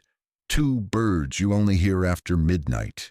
Hoofbeats set off, considerate of fences and water and a widow in a kitchen 2 miles away who'd jump if men forgot the hour. The house felt bigger with the law gone and smaller too, like a man after a fight in which he did what he could and found it was exactly enough for the minutes given. June moved to the stove, lifted the kettle, poured what was left into the ashes to calm them. The hiss was thin and pleased. Cal picked up the hammer the way he had all his life and hung it on its peg, handle toward him, not in any show of strength, just a thing where it belonged. He stood a time, listening to the windmill's even creak, feeling the heat the lamp threw on his knuckles, smelling the wax that had sealed something larger than paper. June leaned her hip against the table and looked at the door like a person who has learned to trust wood more than men and is starting, against habit, to add men back into the count. "Friday," she said again. "We'll be ready," he said. She reached up and touched his sleeve. Not a promise, not thanks, only a practical little check that the fabric itself hadn't torn. "Then we sleep what we can," she said. "And we put decent clothes on in the morning for the statements, and we don't leave the curtain more than 3 fingers unless you say." "That's the law I can obey," Cal said. They doused the lamp to a small pearl. 1 turn, no more. The wind angled, and the house sighed the kind of sigh a place makes when it knows it's being kept. Out in the night, a horseback murmur went along the ridge. Men making a soft square around a thing they meant to hold, until daylight made its own decisions. On the table, a thin red dot of wax caught what little glow remained and held it like a star in a jar. Dawn came honest and unadorned, then went about its business. They slept the kind of sleep you get when your bones have argued their case and won. Thin, practical, enough. At first light, Cal set coffee to earn its keep and ran a damp rag over the floor where powder grit had sulked in the seams. June plaited her hair without hurry, tied it down with a strip of calico that had outlived 2 dresses, and stood a long beat with both hands on the sink as if reminding the house they were still here. By mid-morning they rode into Mesita Verde at a pace that wouldn't make a deputy nervous. Town life had its own breath after a shooting, low, wide, and nosy. Toby Lyle's window stood open to let coal heat out. The telegraph key ticked like a watch that meant to keep men honest. At Finch's store, Mrs. Finch already had a paper parcel waiting, black thread, bone buttons, and a note in a spare schoolmarm hand. 4 cents. Not for pretty. She set it on the counter without theater, then tipped her head toward the back room, where Sheriff Tate liked to borrow quiet. They told it plain. Tate didn't trap them in the telling. He poured each fact into his ledger, the way a man pours grain into separate sacks. Right weight, right name, no fancy measure. June gave her statement with her chin level and her voice even. When it caught once on her father's name, she let it, the way you let a spur jingle without apologizing to the horse.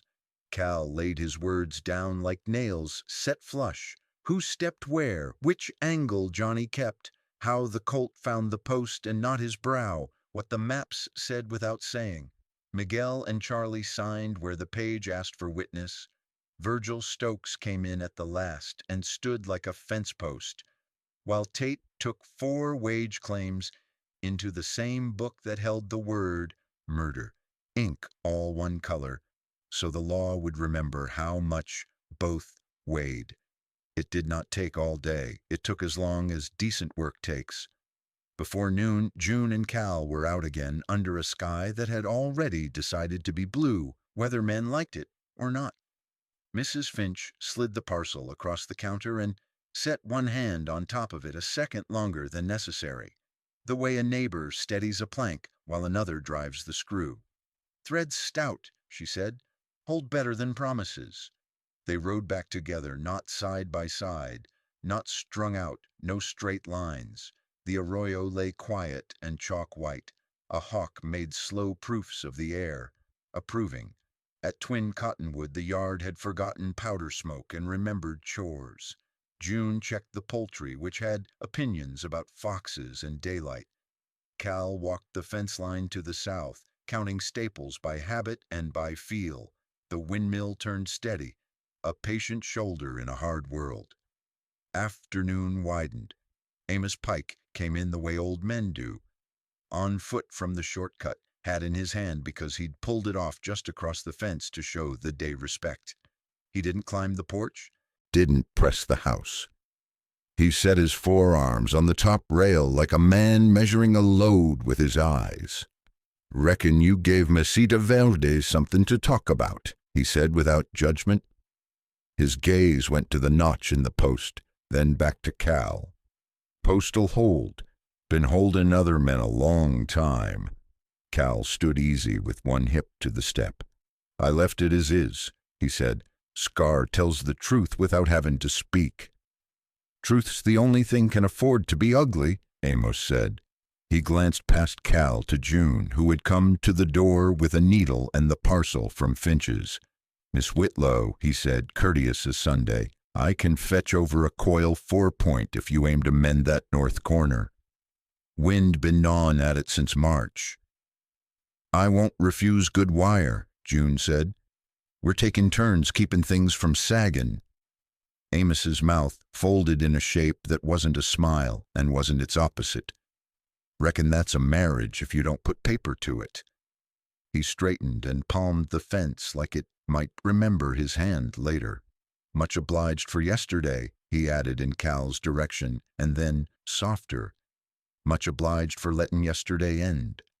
He walked on, same pace, letting the day reclose behind him. He left a dent in the dust and an older man's blessing without perfume on it. Inside, June spread the parcel on the table. Bone button shone the soft way bone does when it's been useful to 3 different lives. She threaded a needle with a tongue bit of care and nodded at Cal's coat, the left front where the top button had been working loose since spring, as if it didn't trust the whole to keep company. He shrugged out of it and set it on the chair, and she sat with her back to the window so the light came even. The sound the needle made through wool was a snick that calmed the room more than coffee could. Cal watched her hands working small and true, and felt the day drop one more gear toward quiet. When she finished, she tugged the button once, testing as a smith tests a new shoe. "This one won't give you up," she said. He took the coat, turned the button with his thumb, and set the thing to its hole, a small clap, right. "Button, thank you," he said, and didn't make it a joke so much as a fact. "Stirrup next," she said, and went for the leathers he'd laid by the door. The holes had stretched some from wet and work. The right strap had a tear like a mouth deciding whether to speak. She set the strip on her knee, ran the awl a 1/4 inch from the rip to set a stop, and worked the thread through in a pattern a Mexican vaquero had taught her before talk went downhill in a different county. She didn't rush the job. She didn't make a picture of it either. When she tied the thread off, she touched the knot with a match head of wax from the seal scrap and rolled it with a wet fingertip. "There," she said, "takes weight now." "It's me. It has to." "Take," he said. "The horse'll bear me anyway." She looked at him square, then away, which is how people say yes when yes is bigger than a word. Outside, a cow lowed at nothing, reminding the valley it had stomachs enough to make work of any troublemen threw in front of it. The wind came on with that late heat smell, pinon smoke somewhere, a skillet someone forgot on a wood stove, the thin tang of iron from a pump handle men had touched all day with dusty palms. Near sundown, the deputies on the high points let their whistles trade places once. Low notes, high answer, checking fence lines with sound. The sky turned that red-gold color that's either a promise or a dare, depending on how much water you got in the ground. Cal and June wandered out to the porch because there wasn't any reason not to. She sat on the step with her hands folded quiet around themselves. He stood a little sideways the way he always did, fitting his shoulder to the post without letting the post do the whole job. A rider came slow along the arroyo and turned up the track. Sheriff Tate, hat pushed back, coat open, the day taken off his shoulders and folded over the pommel. He rode like a man whose horse had no surprises left for him, and who trusted it to remember the way home without being told twice. He reined in without making gravel talk about it, leaned an elbow on the horn, and let the roan blow easy. "You look like you remembered how to breathe," he said by way of greeting. "We're practicing," Cal said. "Practice is how a county gets to call itself a town," Tate said. He touched 2 fingers to his brim toward June. "Ma'am?" "Sheriff," she said. He eyed the post scar a second, then the windmill, then the trough. Lawman's inventory, not nosy. Boys up top will come off after moon up, he said. I got Miguel on the east, Charlie on the high cut. If you hear 3 short whistles and then silence, that's ours. Anything that ain't 3 short, you set the light out and let the house go dark. A quiet house has saved more women than all the sermons men ever gave. June nodded once, storing the signal where she kept other instructions etched by need. Tate shifted his weight so the saddle wouldn't think it had to carry a conversation. I'll tell you something you won't hear in the saloon, he said. Judge we drew for Friday, he ain't bought. That don't make him brave, it makes him careful. Careful is what I can work with. You bring those hands into his room the way you did into mine, and he'll listen. He may not love you for it, he'll mind the line. We'll bring 'em, Cal said. Tate looked past them over the flats, the way a man does when he's counting cattle that aren't there yet. Law don't ride fast, he said, almost to the wind. Folks do. He let the truth stand and didn't clean it up. I'll ride back out along the Raven. I left a man at the crossing who starts, "Missing me if I talk too long." He turned the roan, then paused, and added from some pocket of fairness he kept under the vest. You both did as well as you could with a day that meant to go bad either way. If you find your hand shaking in the night, that ain't fear. It's your body paying off a note your mind wrote without reading all the terms. Let it shake and then get up and wash a cup. Most of life, turns out, ain't about justice. It's about keeping house. Love this tale? Hit like, share, and subscribe to keep the West wild. He touched his brim again, put the roan to a walk, and let the arroyo take the sound of him. In the slow way it takes everything. His shadow stretched long, lost interest, and folded. Twilight settled. It chose the shape of the cottonwoods and the outline of the house and set them where they belonged. A kettle hummed in the kitchen because water knows how to be useful, even when nobody asks it to. A coyote offered a thread of song and then decided it didn't have a full verse ready. Crickets started up like they'd been hired. June set a light hand to the new button and gave it a test as if the day itself had agreed to be held by it. Fits, she said. Cal watched the windmill take the small breeze and give it back as water. Everything does, he said, if you hold it right. They were quiet. It wasn't the silence of men holding rifles in heavy rooms. It was the kind of quiet that has a roof and 2 chairs in it, even if one chair is a step. June's posture had lost a half-inch of guard and gained a half-inch of reach. Cal noticed without making a celebration of it.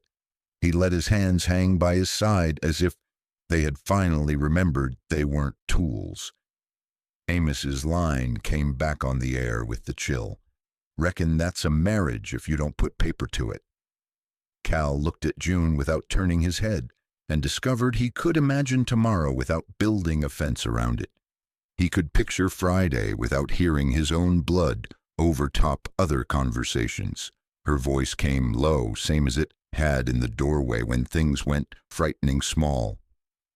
Do we keep this place? She didn't lift the words like a dare. She set them down like dishes after supper.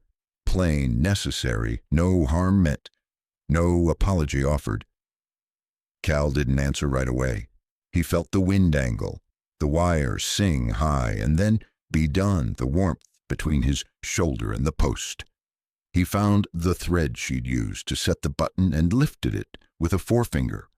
Light, as if to check a patient's pulse and be glad he didn't need to. He could see, in the last light, the brand book on the table through the half-open door with the deed beside it, the red wax dot like a little star that had refused to be bullied by dark. He looked at her, not past her. The day had left him honest and too tired to be anything else. I think, he said slowly, it wants keepin'. She didn't smile. She didn't have to. The line of her shoulders told him what he needed to know.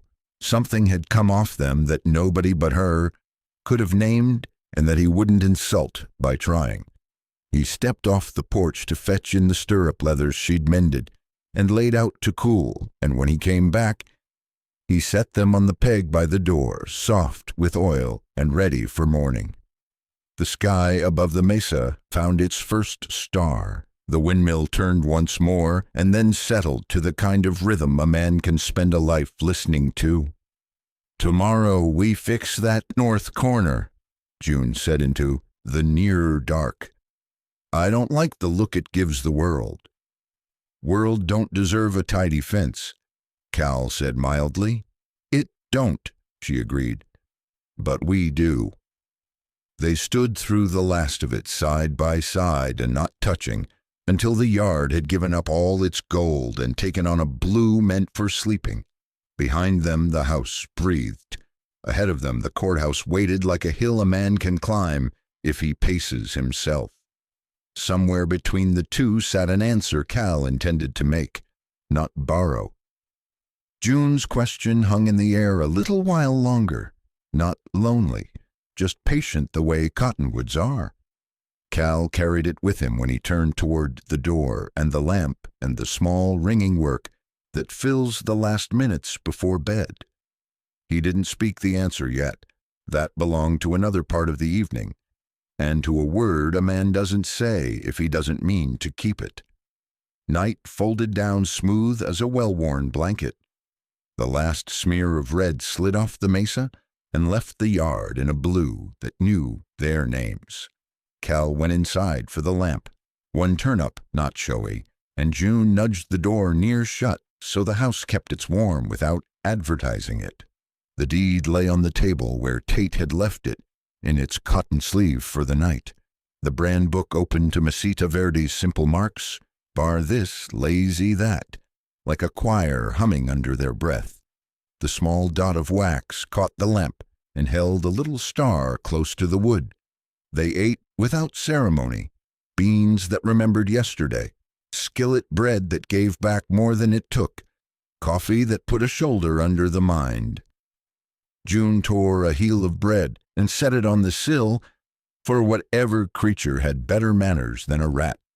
Cal rinsed the tin plates slow and careful, as if quiet water were a thing the room could use more of after so much sound. Outside, the windmill found its own rhythm, creak, pause, creak, and the trough answered with a soft tuck like a clock you trust in winter. Somewhere up on the high cut, a deputy's whistle gave 3 low notes, and let the night keep the rest. The house listened and relaxed the way a good horse does when it hears its own barn door slide open. June gathered up the little parcel from Mrs. Finch and tucked the spare buttons in a tin that had once held peppermint and now held usefulness. She ran a palm over the tabletop, feeling the grain lift where heat and weather had made a language of their own. He was right, she said, not meaning the sheriff, not meaning Amos, meaning her father, about lines. You set them neat and true one time, and they keep talk when your mouth's tired. Cal set the kettle back on the hob and let it hum to itself. He'd be proud of how you kept his, he said, and that was most of what needed saying.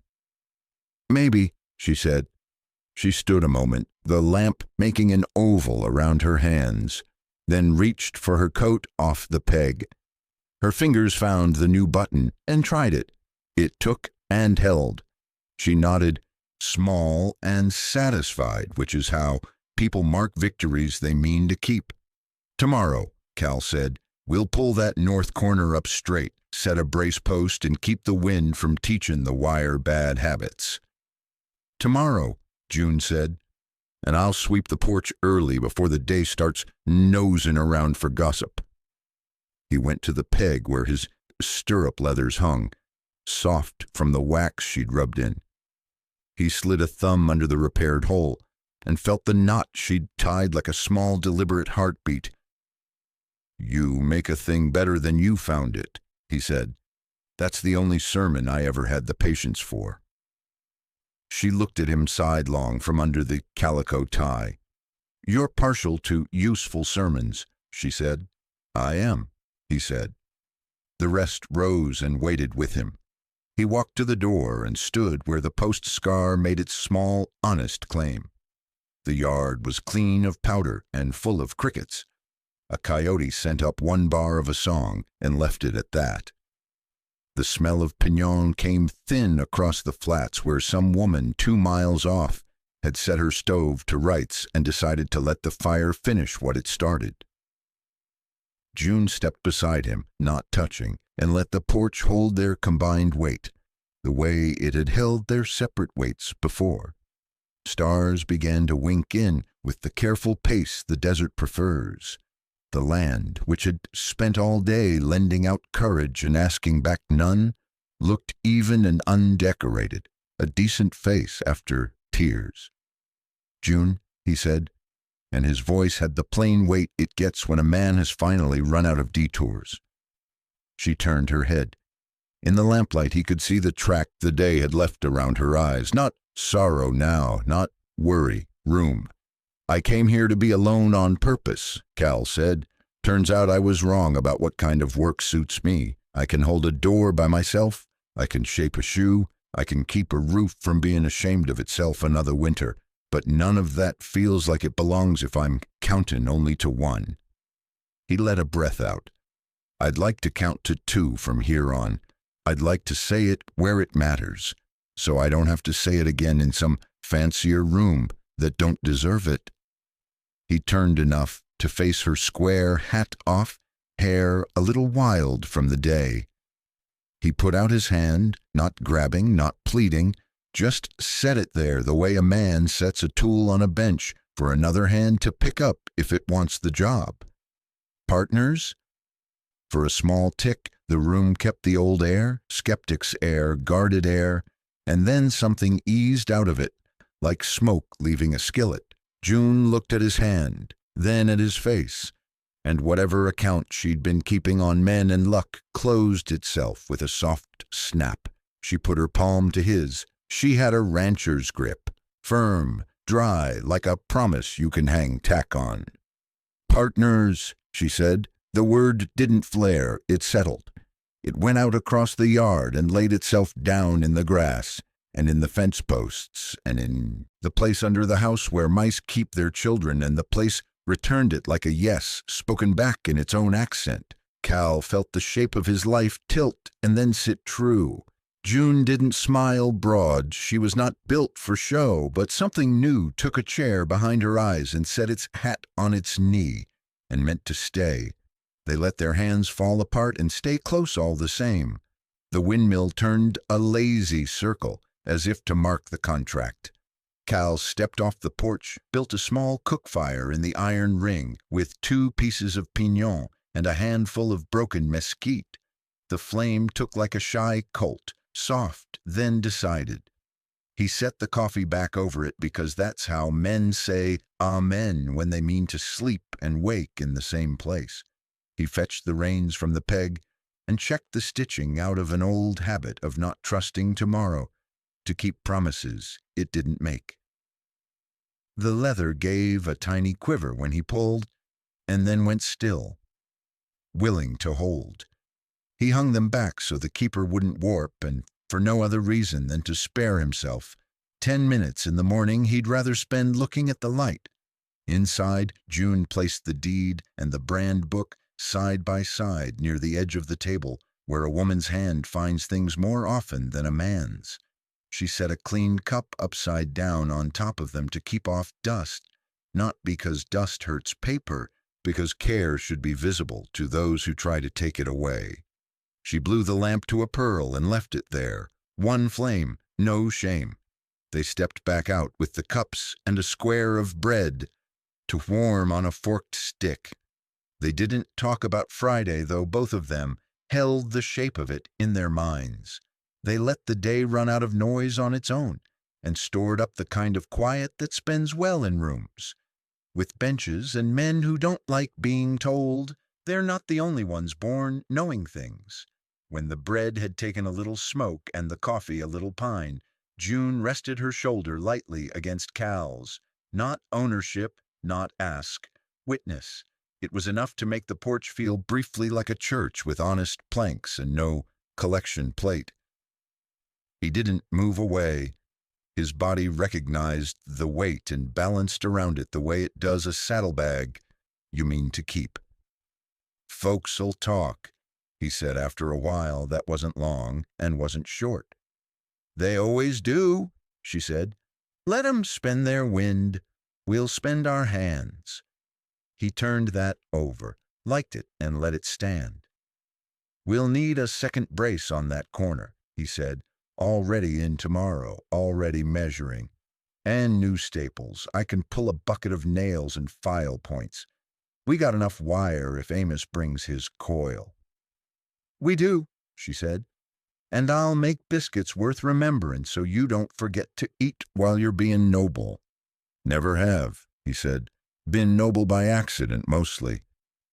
"Keep it that way," she said, and the small grin that rode the words stayed in the dark, because that's where some grins do their best work. They ate their bread and sipped their coffee and watched the stars sort themselves, the way a person watches strangers at a dance and tries to guess who's about to stand up together. Somewhere down in Mesita Verde, a piano tried 2 notes and gave up. The saloon deciding it didn't need to be musical to sell whiskey. The telegraph key, too far to hear, worked its own sentences in a circle of lamplight Toby Lyle would keep until his eyes blurred and his conscience felt paid. Cal set his cup aside and stood, stretching the back that had been his since he was 16. He went to the yard edge and tugged the gate chain through the post ring so the night wind wouldn't talk it open. He looked up the wash once, down it twice, and came back satisfied. June had picked up the plates, wiped them with half a biscuit shell, and set them to dry, turned up like the good luck trick her mother had taught her. At the door, he paused. The porch boards had 1 more minute of memory in them before they'd give it all to sleep. June turned her face toward him, not with question this time, with that quiet version of welcome. "Partners," he said again, trying on how it felt in the air. "Partners," she said, making sure the air knew. He put his hand to the latch and drew the door to. It made that small click you hear only when wood fits wood on purpose. The fire outside dropped to coals and kept their heat with the same decent thrift. The house kept theirs. Up top on the ridge, a deputy's low whistle rolled once and stopped. The windmill turned slow and satisfied. From town, imagined or real, the night makes no promise which. June thought she caught the faintest hint of click-click, carried strange by air over mesa and wash. A wire talking to itself about men with briefcases, trains, Friday. She didn't stiffen. She didn't lower the lamp more than a finger. She set the cups by the sink and the forked stick by the door and the day on its shelf. "Sleep," she said softly. "Sleep," he answered. They went in. The little circle of light eased around them, then settled. On the table, the deed and brand book lay shoulder to shoulder like old friends who'd finally found the right parlor. The house breathed. The pump cooled. The horses shifted and were done. Outside, the blades of the windmill kept their slow turn, picking out more water from the same old sky, the way people do when they have chosen to build instead of run. Down in Mesita Verde, the telegraph threw off one last strip before Toby set the key to rest.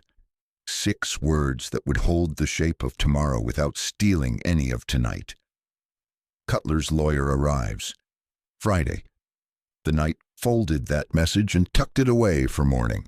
On the porch, under stars, the desert tends like cattle. 2 hands in one house chose the only contract that ever outlasts paper and good ink. By the time the stars came on, the windmill turned slow. And sure, Cal hung the hammer on its peg. June set the deed beside the brand book, wax seal cooling to a dark red coin. The house, this stubborn, good house, finally breathed. Out past the cottonwoods, the arroyo kept its quiet, and 2 cups on the table went warm to cool without either of them minding. They didn't speak much. They didn't need to. "Partners," they'd said, and the word held. If a story about mistrust easing into quiet gratitude sits right with you, leave a line in the ledger below. Tell me about a time you misread a stranger and found a friend. I read every marked like trail sign. If you'd like more Old West tales told gentle and true, tip your hat with a like so this one finds other travelers. And if you'd ride along next time, when the dust lifts again over Mesita Verde, tie your horse to this porch by subscribing. No noise, no hard sell, just a seat by the fire when the next windmill starts to turn.